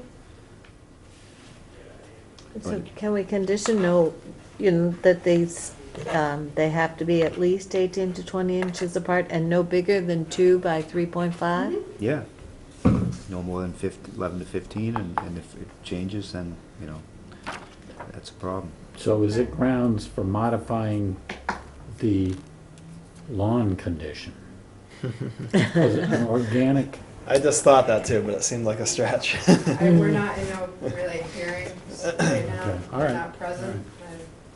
I would love to go there, but I don't know if it's But it appropriate. just says it must be organic, and that's the extent of what it says. Well, it has to be a per contract, and the specs have to be provided to the Conservation Commission. They haven't yet, they're still working on the property. So can we withhold approval of this until we get that? I think so. I think we're making great progress changing a mindset here, and if you push too hard, Yeah, I mean, Okay. these are just stones. I think we're doing great with this as it is, so. I do have a suggestion. Rather than specifying the dimension of those particular stones, because from what I'm seeing on the whole job, I think they're probably gonna be sections of natural stone. Mhm. Maybe wanna reword that to a particular square footage, That's what I or was like, approximate or, square yeah. footage versus Mm-hmm. Yeah. true dimension. Percent Yeah, porosity, 75. that it has to be at least 50/50 or something like that, I don't know. Yeah. I wouldn't want to see it much more than 3.5 feet wide. No, I meant, No. the space in between the stones has to be like at least the width of the stone or something like that. Not Like this, the but I path, mean. like your pathway would be 50/50, Okay, yeah. the walkway, you want it to be 50/50, Well, 50% grass. and- what they're requesting is now 50/50, but I they're, would just keep it as it is and see what they 18 come to up with. 20 They asked for inches is- something fairly specific, Yeah, I think that's Oh. reasonable what they asked Yeah. for. 18 to 20 inches apart, Mhm. so I'll say at least 18 to 20 inches apart. And I could say the stones would be no greater than like either 2.5 by 4 feet, or, because it says roughly 2 by 3.5 feet, I could say no greater than 2 by 3.5 feet if you like. That gives them some. What's 2 by 3.5 I would put it into square footage. feet? If What's it's 2 by 3.5? 7. Right. 7? Oh, good. Of course it is. No greater than 7 square foot of stone. Okay. That gives them a little bit of latitude to adjust. Right. Cubic feet. If I can't go 3.5 by 2, I That can't go works. cubic. I'd hate to see that evolve to 1 by 7, you know. Well, no wider than 3.5 feet. Well, they still have to be 18 to 20 inches apart regardless if they're 1 by Yep. 7. Okay, all right, do we need to vote on this, Amy, or is, Yes, please, it is a change in plan. all right, I move we accept the request for a change of plan for 9 Fiddler's Landing. Second? Second by Mark, all those in favor say aye. Aye. Motion carries unanimously. You don't need to sign anything since the plan changed. I Just wonder be if aware. there any relation to the people. Sorry, there are no minutes Brothers for Way. you. They're done, we just haven't proof, give them the initial proof. And we didn't want to ask you to review them at the table. So, would you like to move on to discussion items? Yes. Okay. I do apologize, I didn't have a lot of time to, go back to the water dependent structures bylaw and regulations. I did put an earmark in for that too, it might be something that we're gonna have ready for town meeting. Meaning that in January, we need to come up with new language if it's gonna be a bylaw change. So by the 8th or the meeting after? The meeting after, but Okay, it's really just a matter of sitting down and combining all the, I have a list of what you Right. wanted from each different town and how we wanted to tweak it to make it our own. Yeah. I have it, I just haven't had a chance to sit down and do it. okay. Can we put a agenda item for the 8th to have Well, discussion? I'll put it on the 18th just in case we get to it, I don't think, it doesn't sound like it's but I'd gonna. rather put it on, and then Yeah. if we don't get to it, we don't. 15. Well, I think I'm gonna commit some time to, review this as well and come in on the 8th with some bullets ready to go and, Oh. if you all wanna do the same thing. Yeah. But, so the other one, we have the prioritization of land management activities. I went to the Community Preservation Committee, which Jim and John both sit on. Mhm. And they just asked for more specifics in regards to, we've asked for $20,000 in open space funding from CPC in order to better take care of our conservation lands. And they just wanted a little bit more detail on what we'd like to use that $20,000 for. So they asked for a priorities list. I went and I did, it's in no particular order, but there's some ideas that we could dedicate the money to. But I'd like to see us come out of tonight with a priorities list. I don't have some of the numbers. I was hoping to get a number, what DPW typically gets for split rail fence, like cost per section. I can just look at a fence company and get a quote from them too. It's not a big deal. So, But if we want to talk about this. can we identify, because I don't know the answer to this, which of these were procured with CPC funds? All Just of the because- properties that I've mentioned All have of to these, okay. have at least some of the land within the total area procured by CPC funds. I actually don't think that should be a bar because of my reading of the language. Right. Yeah, I don't We had believe so that either. conversation, but I It's just just want to be so- able to answer the question when, It just so happened that the properties that we're having issues with were purchased with Okay. CPC funds. Yeah, so it works out. So it worked out very well. It might make it a little more sellable, but I Some of the don't numbers. believe it matters either. Yeah. So first of all, I mean, we have some big problems in certain areas. Robbins Pond Conservation Area, in which I gave you a map of, the land near Robbins Pond. And actually continued across the river too, just so you can see that we actually own across the river, and we have some other issues there that we have to talk about. But in particular, on Robbins Pond, if you chat with Mr. Kakunas, we have an issue with people, we have a couple issues. We have a big issue in here, up by the, one of the borrow pits. And we have an issue particularly with people using, access down to the water there. So. Where is the place that we went in with him, down at the water? Is that Right here. Okay, right. Right where the bog goes There's a into big the. ditch there too, Yeah, that's which was. his where he used to pull water Right. from. So Amy, you don't have a cost estimate for those 2 gates, I 3 don't have a gates? cost estimate for the gates, but I would put it fairly high on the priority list Yeah. I would too. of commission actions. I think, the committee, the preservation committee, will probably be looking for those line item numbers. Right. Even though it would be helpful for conservation to have some flexibility. There could probably be some flexibility down the line, but I think Yeah. they're gonna wanna see how much the gates cost and, Now, which gate, so, actually, that's something I can quickly look up. Are these the type of gates that you're seeing, like, that you're thinking, this is what I wanted to ask the commission, where it has something like this, where it has 2 posts, a swinging gate so the fire department can get in with a lock that we have a key to? Is that what you're thinking, as a gate, like a farm gate almost? Yeah, the only other option that I've seen that I like too is when you have the pipe go across and the pipe connects in the middle. And That's fine too, but and it- something Yep, there's 2 pieces. with 2 that's- posts that it's- move and Yep, move. it Okay. slides in and locks in the middle. Because there's Those, much more temporary type things, which will just get ripped out. right. Yeah, So I think a sturdy pipe, metal, And I didn't think intermittent bollards were a good idea in case we had to get in there with emergency vehicles. It would prevent them from doing that. there is, and I have seen this in a number of other areas around, where you really need to restrict access. So you have a good heavy-duty gate like we're talking about, and that one at Robbins Pond, you might want to look into something more heavy-duty than normal, where Bell's Neck is pretty manageable. You know, if someone's trying to bash into a gate with a People will four-wheel know. drive truck, the cops are gonna be called pretty fast, but out You at, don't put in gates and they just pull them out. they're pulling them out with their trucks and stuff, so. Yeah. But it is possible, they make some pretty heavy-duty gates. So to put one of those in, as well as some, We'll dig a pretty some big type- hole with some cement, a Yeah. whole lot of cement so too. it's a more significant installation, and may need some bollards or some sort of barriers on the side, or just Yeah. some, I see even what you some mean. earthwork and vegetation. But another part of it that they tend to do is create a way for somebody to walk through, which might be on the side of it.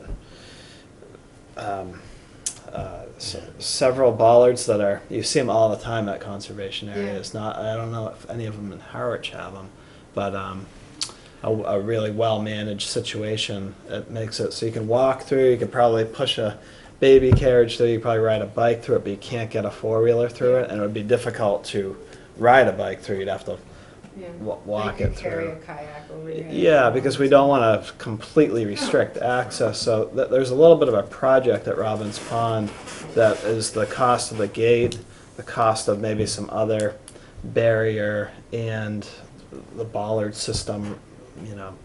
I don't think when you look at something like that, I don't think $2,500 an opening is gonna be out of sorts. When When you start I- looking into labor and so forth, Right. put this together and Yeah, support the we would, post. I mean, we would do the work in-house. When I looked up, it was approximate estimate. I didn't put it down here, so I'm gonna do more research. But when I looked up something like this, it was approximately $2,000 Yeah. for some steel. At Bell's Neck, we might be able to go with a lower cost option, a more simple farm gate. It's more of a Yeah, that's a different, symbolic barrier that somebody would have to break the law to break it, but I don't think we're worried about F-350s with chains pulling it out so We much. used to be, they used to drive actually from, almost pretty much from Bell's Neck Road Right, to the fish ladder. yeah, on the other side, there was some of that, and that needs to continuously be managed too, but Just put more the stones in. bog area itself, there's a few houses, people are keeping an eye on it.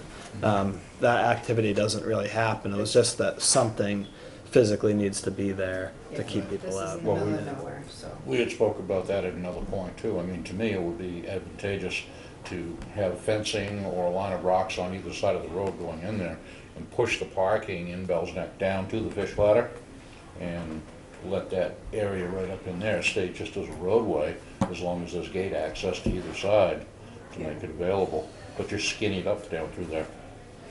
To me, that would be a positive. Yeah, you'd have days where you'd have overflow, so you'd probably have to designate some place to receive parking. There is some, yeah, there's some potential room up there, but Well, there's room on the right.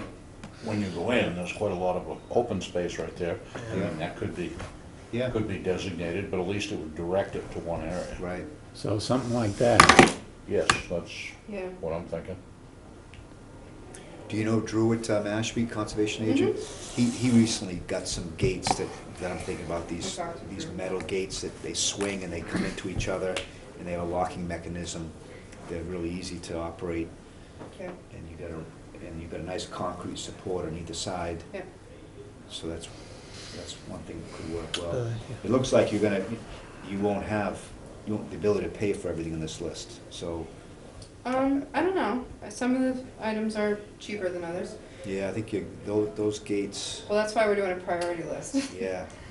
I do think the Bell's Neck gates, Mark might know better than me, a simple farm gate is not $2,000, I don't think. I think No, they're no, just a they're few pretty cheap. $100. No, I looked at farm gates, they're $200 to $300. Yeah, and I think something like that may suffice for those actual bog access roads at Bell's The Neck. big thing there is you gotta have posts enough to support it, and that's not just a single post, you want something beyond it, Mhm. to give it some beef to stay That's up. okay.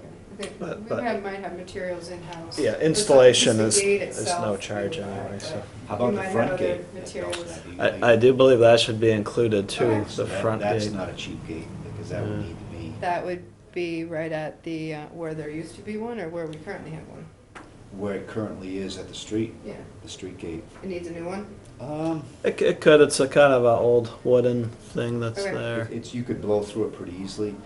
I'd like to also revisit the operation of the gates when Yes. we do this, so that we have rules as to how we can lock that during the migration season. Yeah. So, But- I know we talked about it, and we didn't really get, the Well- ability to close it routinely, but I think we need to work harder on that. Yeah.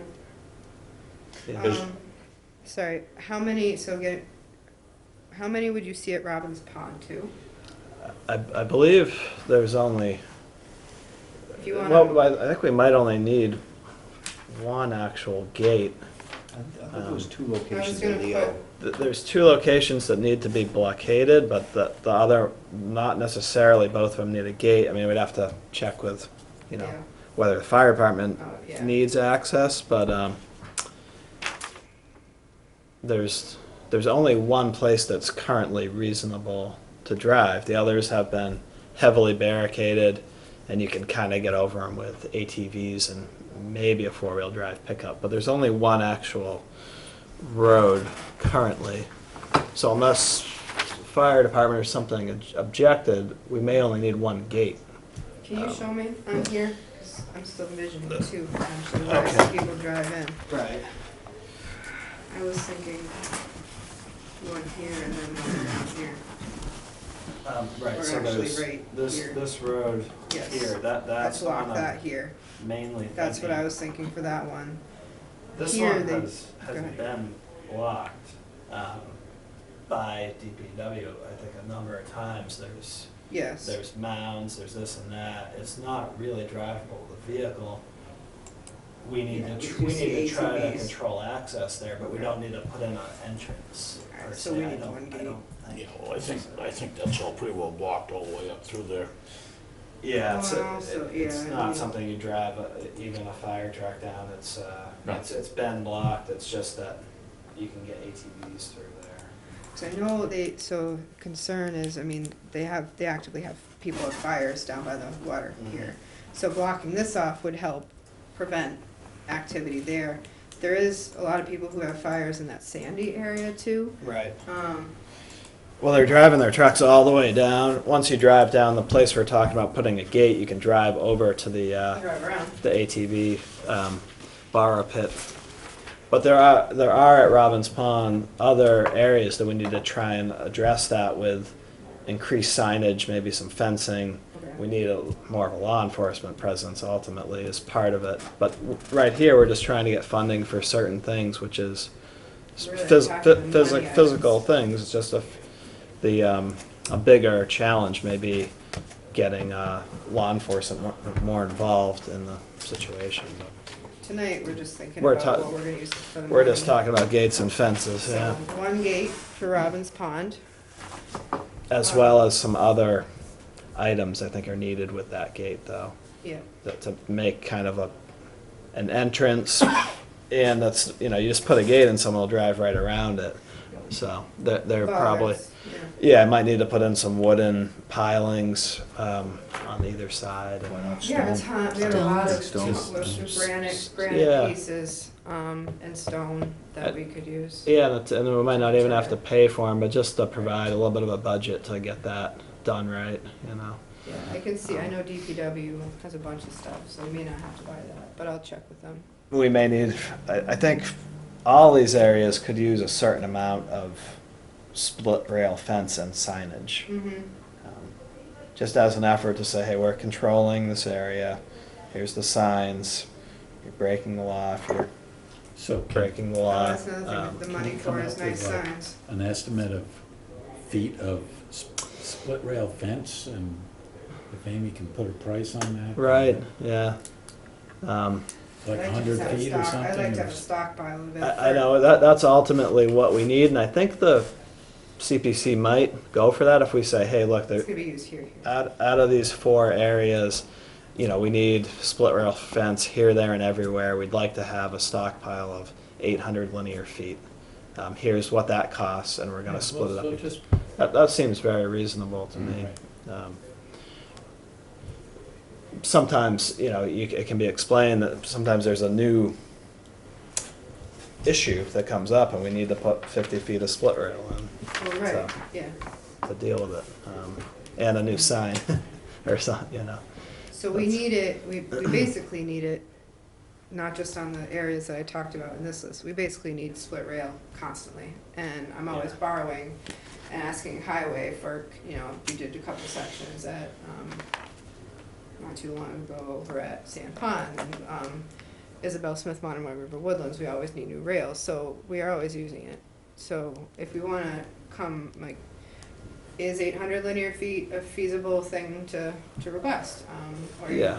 I mean, maybe price it out, I don't know what it is, $50 a section or something like that, but, I'll see how, we wanna get to our 20,000, we wanna, so let's. yeah, see what we can afford for just getting an allowance of split rail, whether it's 400 feet or 800 feet. Yeah, You know. we'll definitely use it at some point, Yeah, yeah. so, And the signs are the other issue. I think we do need a little bit of money to, we do, which I think nice signs. they're not that expensive. I'm talking about more like stamped aluminum signs that say, that are customized, Town of Harwich Conservation Land, no motor vehicles, or whatever the specific issue is.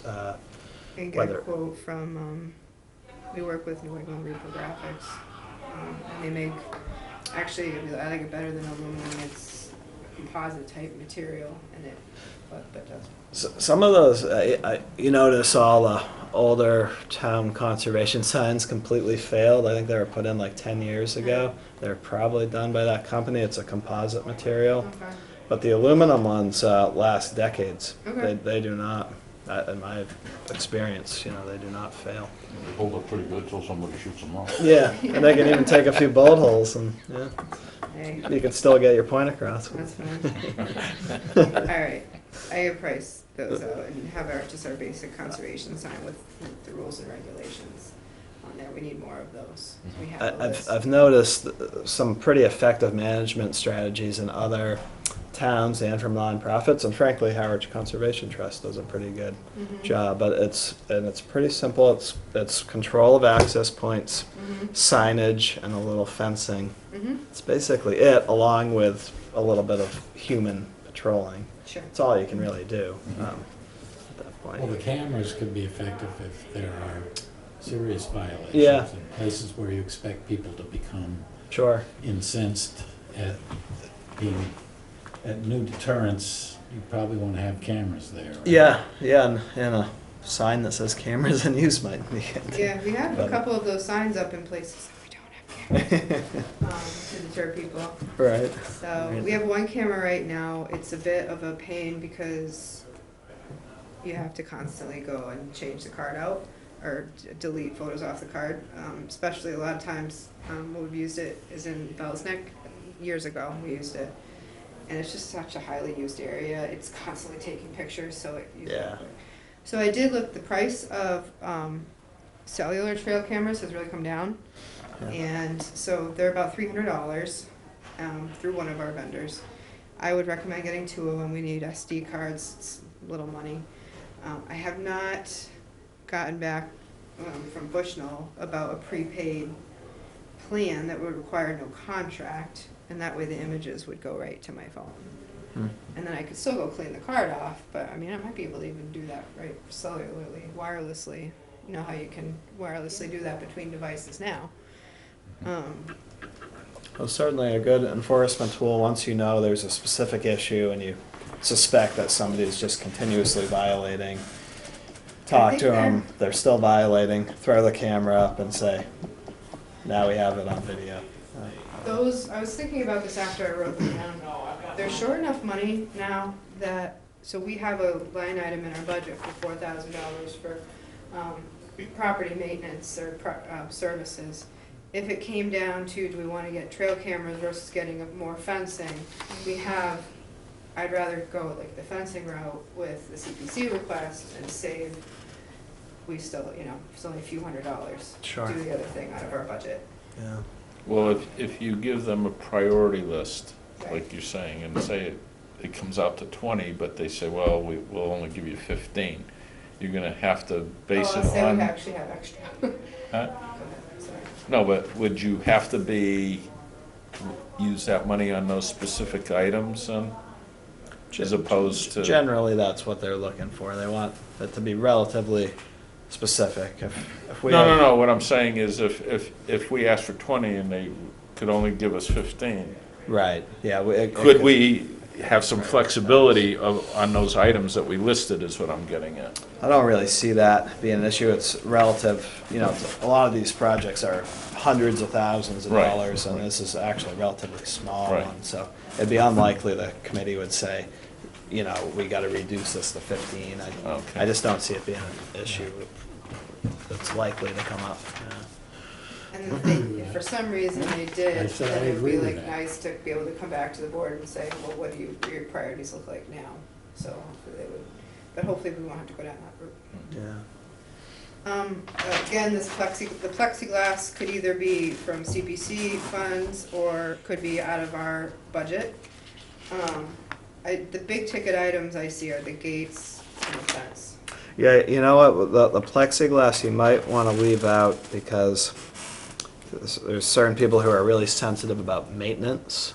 And if you can, you know, the way I'm trying to sell this, that this is, so it has to be a preservation of conservation land, where certainly, I think there's a really good argument, what we're trying to do at Robbins Pond is preservation of conservation Yeah. land. But if it's maintenance of structure or something, I would, there's a few people sensitive to that, Yep. and you might want to leave that out, because that apparently is somewhat prohibited. That's a good point, I didn't think of that, so. Yeah. I agree with you, and I would suggest as well that we just take the plexiglass off this. What would the feeling be as to preparing for fire access throughout limited areas? So, explain further? For the cost of enhancing any fire access in the wooded areas, to build that into that, would you have a sense for? Into this proposal? Yep. Well, yeah, So it is preservation.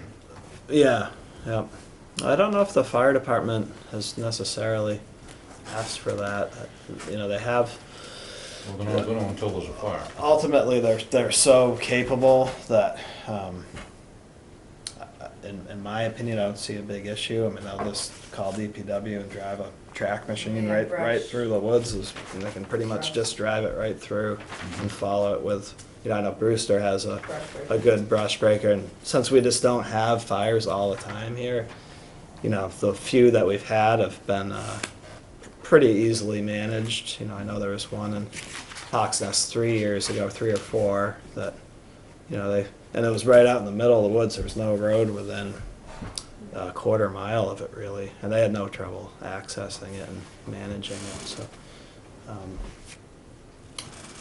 I personally haven't seen the need for that sort of, fire roads or something like that. I think ultimately, if it's just an issue, they're just gonna start driving track machines through the woods.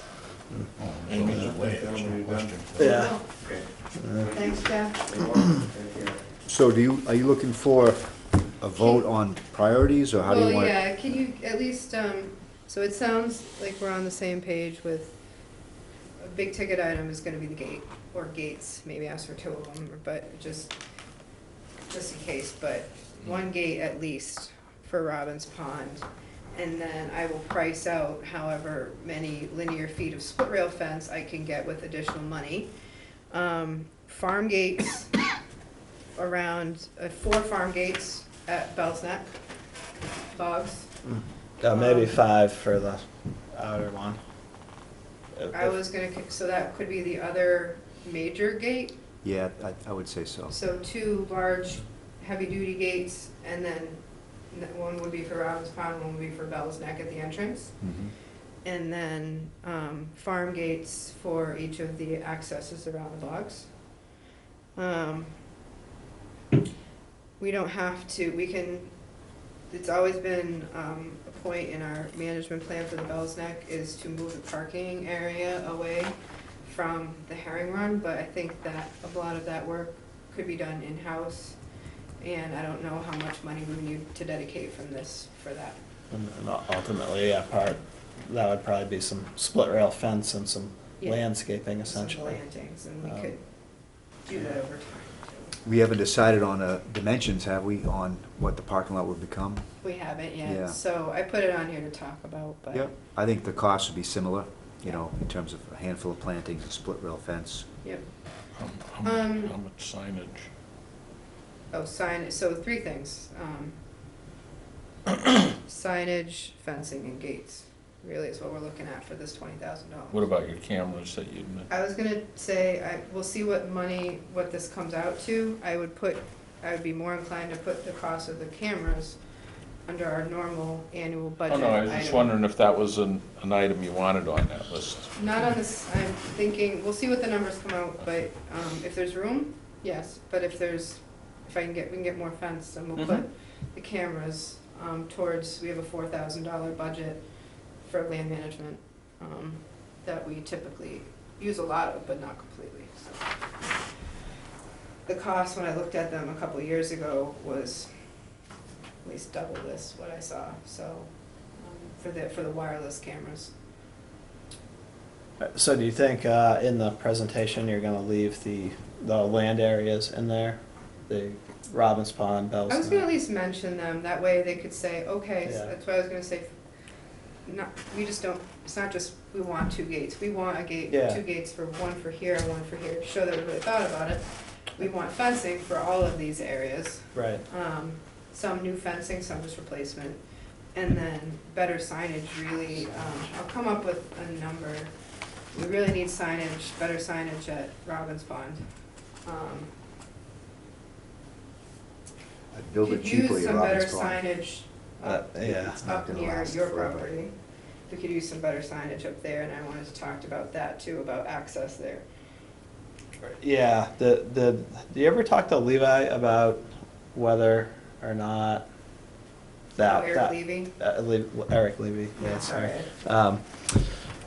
Whether or not that cart path or trail is, whether he wants it permanently open or not. It was gated historically, but, So what I have found, I have not found, I did a little more digging myself. I haven't, it shows on an assessor's map but it doesn't extend onto our property. On old assessor's maps, it shows on Hawks Nest that it is a cart path, but that path stops on our, where we have land up by Hawks Nest, and that was another map that I continued. So you can see it on here, I mean, it's clear as day, you drive down it. It really shouldn't extend through our property, and people are using it, and, you know, I've gone out there with Jim, they're using it as a through road. I think he may not mind if we gate our end.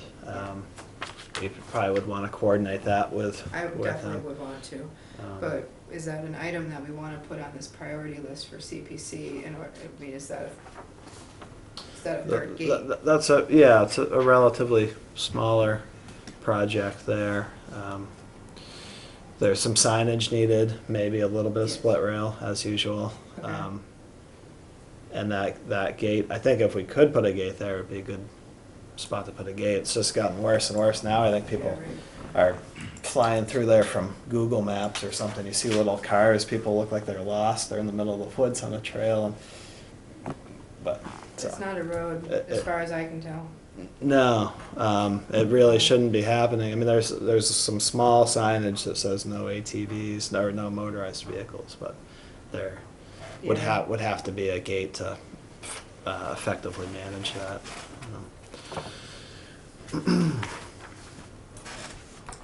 That's, I mean, it's similar to Robbins Pond, it's just, it's kind of, it's an out-of-the-way place that, Yeah, it's not. Robbins Pond is actually a really extreme example. You know, I don't. I'm saying it's not very visible. Yeah, it's not as visible as Bell's Neck, but it's you know, relatively visible. I mean, it causes a lot of noise and whatnot when you're ripping steel gates apart with a truck. So you know, That's true. there's gonna be calls pretty quickly. We have There's, good caretakers over there. there's houses hundreds of feet away from there. But it would be nice if that is deemed to be acceptable with Eric. I'll reach out to him again. I think I did a while ago. Get a gate in there. Yeah. I mean, or a couple boulders. I know you've said in the past that the fire department doesn't care about that because they'll just move them. Yeah, and the Bell's Neck, I mean, when we have to redo the piles of stones that we put in to keep people from driving. I talked to the fire department down there, and I said, is this a problem putting piles of stones to block vehicle access? They said, no, we'll get in there. Anyway, yeah, Okay. it's a lot that can potentially be done for a small amount of money. Yep. Okay, so the expensive gates, split rail fence, and signage. Yeah. And I will work out those numbers, and I'll try to have them, hopefully, at least some of the numbers by the end of the week. I will put in a revised list, even if I don't have the numbers of priorities to CPC, so we have it for next week, and definitely have some numbers as soon as I possibly can to talk about Did the you CPC. mean to include plantings for the parking area at Bell's Neck, Herring Run? I don't know, between the Arbor Day seedling giveaway that we do, we get things for short money, and even transplanting things from other places. I don't Yeah. know if we need that right now, Okay. if the money could be better used some other way. All right. But it's definitely a management goal. Yeah, I think planting small stuff there won't be a good idea. Right. Yeah, I would agree. Yeah. Amy, I think adding, if the numbers look any way possible, that there's no downside to adding the cameras onto that, because the whole Right. thing looks like a very logical package. We need the heavy gates, we need the signage, we need the fencing, we need the cameras. Mm-hmm. And I As a don't know why package. you wouldn't put a line item for plantings as well. If you end up getting a better deal and finding free stuff, that's great. But you don't know That's you true. can have that, Right. and If- if it's if- necessary, it should be there. If we have the Planting goes money in. for it, once you add up Yeah, the other right, things, exactly. then I would agree with that, yeah. Okay. All right, Thank you for putting that together. well, thank you. I have to- Good ideas. So if anybody wants to go, it's next Thursday? Thursday, right? I don't know. It is. I think it's next Thursday. It is next Thursday. Next Well, I'll Thursday look at my evening. calendar just to double check, but I'm watch quite it says sure we- it's next No, Thursday. this is one of the We last start at meetings, I was trying to 6? remember which 6. one. So we better have the numbers for that meeting anyway, right? Yeah, I'm hoping by the end of the week, I have put it, I've asked Highway for Basically, who they get want split rail from, and what their numbers are, but I haven't heard back. Thursday the can- 12th. I can get at least a couple of ballpark quotes for the big fences, I don't have to go through Highway, or Yeah. I can just look it up online and see provide an example of what we want. That's doable. Okay, Um, any other business? Just a couple of things. There is the MACC, Mass Association of Conservation Commission's annual meeting, the last Saturday of February. It's the very end of February. It's usually the first Saturday of March, but it's the end of February this year. We will pay for you to go. It is a good, I go every couple years. You can get a lot of your fundamentals done. You can also, there's also about 30 different workshops. It's at Holy Cross College in Worcester. So they had the save the date out. I don't think they have the sign up yet, but if you want to mark it on your calendars as something you're interested in going to. I haven't decided if I'm going this year yet. I gotta look at the agenda, what the classes look like. But it's a really, I mean, it's a chance to connect with your counterparts throughout the state, and there's a lot of roundtable type discussions, which are really handy. Plus, you get to see a lot of maybe different types of products that might be useful in certain types of applications. They have a vendor area, and they give you a good lunch. But it's in Worcester, and it always snows. If it was closer, I'd go every time. It Me just too. Logistically, in the time of year. But I it's a would great- make the suggestion great that the venue. time of year is so, because you never know what it's gonna be like. Yeah. Stan went last year, and you said you Well, tried to. I you couldn't tried to make it go, last couldn't year, I make it. turned around. Yeah, It 'cause was the the year snowstorm. before, we had had the snowstorm the night before, and I was driving up through the, Yeah, I was there last year. I know, but you were up there I already. was sort of in the area. The weather didn't turn out to be think that I terrible. No, I was- headed out, and I turned back down to Oh, exit 5. maybe down here it was terrible, yeah.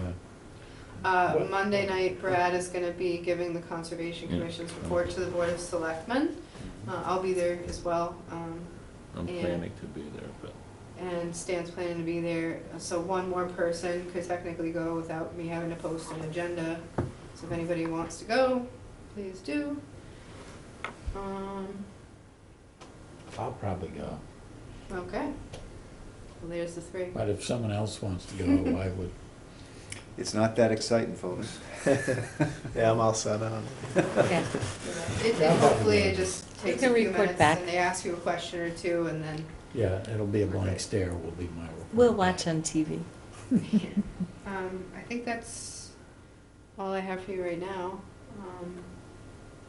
Does anybody have anything else before we go to executive session I for have an just a update? question. What happened to that emergency work in Witchmere? Is that being done? Oh, gosh, I have to tell you two things.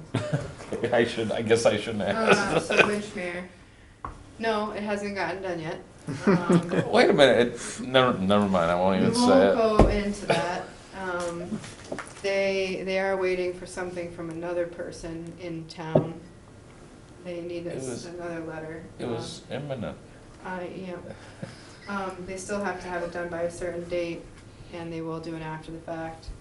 They, I knew it wouldn't be done the next day, it takes, but This has I did been think it how, a was- month ago. I know. I wouldn't sweat it. No, Yeah. we didn't approve. I think we just need, I mean, I knew in the back of my mind that they weren't gonna be able to mobilize within a few days, like they said, there was just no way. But does it mean that there's still not an issue there, does it mean that we still shouldn't have done it? So that is slated to happen next week, start next week. I will keep you updated on that. I was just curious, because I hadn't seen anything when I, Yeah. no, I don't go I've, by there been that much, asking. Cause believe you me, as soon as, you know, they were waiting, asking me, like, when's this order coming out, when's this emergency order coming out? I'm like, what's the rush? So it wasn't on our end, they didn't mobilize, they haven't been able to mobilize in time. Mark reminded me today about the oil spill and that they owe us an after-the-fact notice of intent too. We were having regular monthly meetings with them, me, the fire department, right after, immediately after the spill in the marsh by Shaw's behind south of 28th there. And at this point, I checked today, I haven't gotten a report even in a few weeks. So it's quickly gonna start to become an enforcement matter that they need to keep reporting, and that they need to apply by a certain date. I gave them a deadline in their last letter that they had to apply by. We don't know the status of that, so that's a problem. Yeah. Who is it? Who is applying? I mean, it's the company that the truck that fell over, but there's an environmental, the Global is the environmental remediator in this case. I see. The ones who've actually been doing the cleanup, They're a not contractor. they're the contracted through the company of the spill. And DEP has been involved. DEP doesn't seem too concerned about this.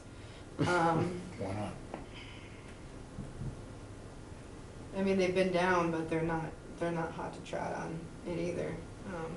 They did end up excavating a large portion of wetland marsh in order to get the contaminants out. So will we expect, restoration activities and other mitigation for the? Well, first we have to see, I mean, I know I've seen the extent of the spill. I would say at minimum restoration activities, I don't know about mitigation, but definitely at least restoration I activities. think it was in one of the MAC newsletters or something, I believe it was the last one, where they had a similar spill somewhere off Cape in 2013, and what the article is about is the, extensive restoration that was done as mitigation or whatever you want to call Yeah. it. I don't know what it would kind of seem like the law would provide for something like that. Well, we're gonna start bringing down the Yeah. next little. That's a pretty significant spill. It's 1,000 gallons. Yeah. About 2,000 of which got into the wetland area. What we have found so far is that it pretty much got contained in this bowl area, but it was gas, and gas moves. They were still testing, I mean, they're still finding gas, because the gas got into the sewer, not the sewer, but the storm drains. And those storm drains aren't one solid form, they're blocks. So the gas was so much, it got into the soils around that, and it's right near hydrants, it's near everything. And gasoline corrodes pipes too, so we're making sure that to make sure that the gas isn't getting into pipes. Yeah. So Dan Pelletier has a good handle on them, so I'll reach out to him too in the water department. Amy, what's the story, or what could be done for the land opposite, on Route 28, opposite where old George's Fish Market used to be? The wetlands across the street from that, every time we have a heavy rain, half the road is flooded, half 28 is flooded. So, funny you should mention that. You're all gonna be part of our municipal vulnerability preparedness plan that is starting up. We're looking at vulnerable infrastructure, including roadways, as a result of changing climates. And basically, I mean, that's a whole roadway, to talk about raising the roadway or that roadway floods during the high tides. So it's a long-term, we gotta look at the long-term for it. Can't just look at a section of road. So nothing is being done right now, but you're talking about major reworking of Route 28. There's going to be actually I can tell you this right now, because you will all be invited to this. There's a stakeholder meeting, it just got set, it's gonna be January 31st. And a stakeholder meeting for interested committees, also interested businesses, other town departments in town for this plan. And basically what the plan is the town comes up and creates this vulnerabilities plan. We talk about all of our vulnerable areas of different things in town. Once we adopt that plan, it makes the town much more able to get grant money for funding projects such as culvert repair, raising roadways, preparing for the years to come. So it's been fun. All right. 2 quick items before we move on to executive session. Just repeating the call for thoughts for January 8th for ideas for the bylaw changes to water dependent structures. So just, please come to that meeting with ideas, put them on paper, and it'd be great if we could pound out what we want to recommend at that meeting. And then secondly, spring is not that far away, and I know that we have to think about bog water control operations for the Yes. reservoir, the Bell's Neck. So that probably means an agenda item January, Yep, one of the 2 meetings if we can, yep. to discuss how we want to, think about that. Mhm. So that's it. So we haven't done this in a while. We've got to Yep. leave the So, open session. So, yep, so you'll need a motion and a second to adjourn from your regular meeting, Mhm. to leave your regular meeting and to go into an executive session. Then, once you get all in favors, I'm gonna shut that off. Yep. So we're being taped, and then you can roll call into executive session, Yep. okay? Okay, so I move that we adjourn this session of the Conservation Commission. second it. Second, that all those in favor say aye. Aye. Aye.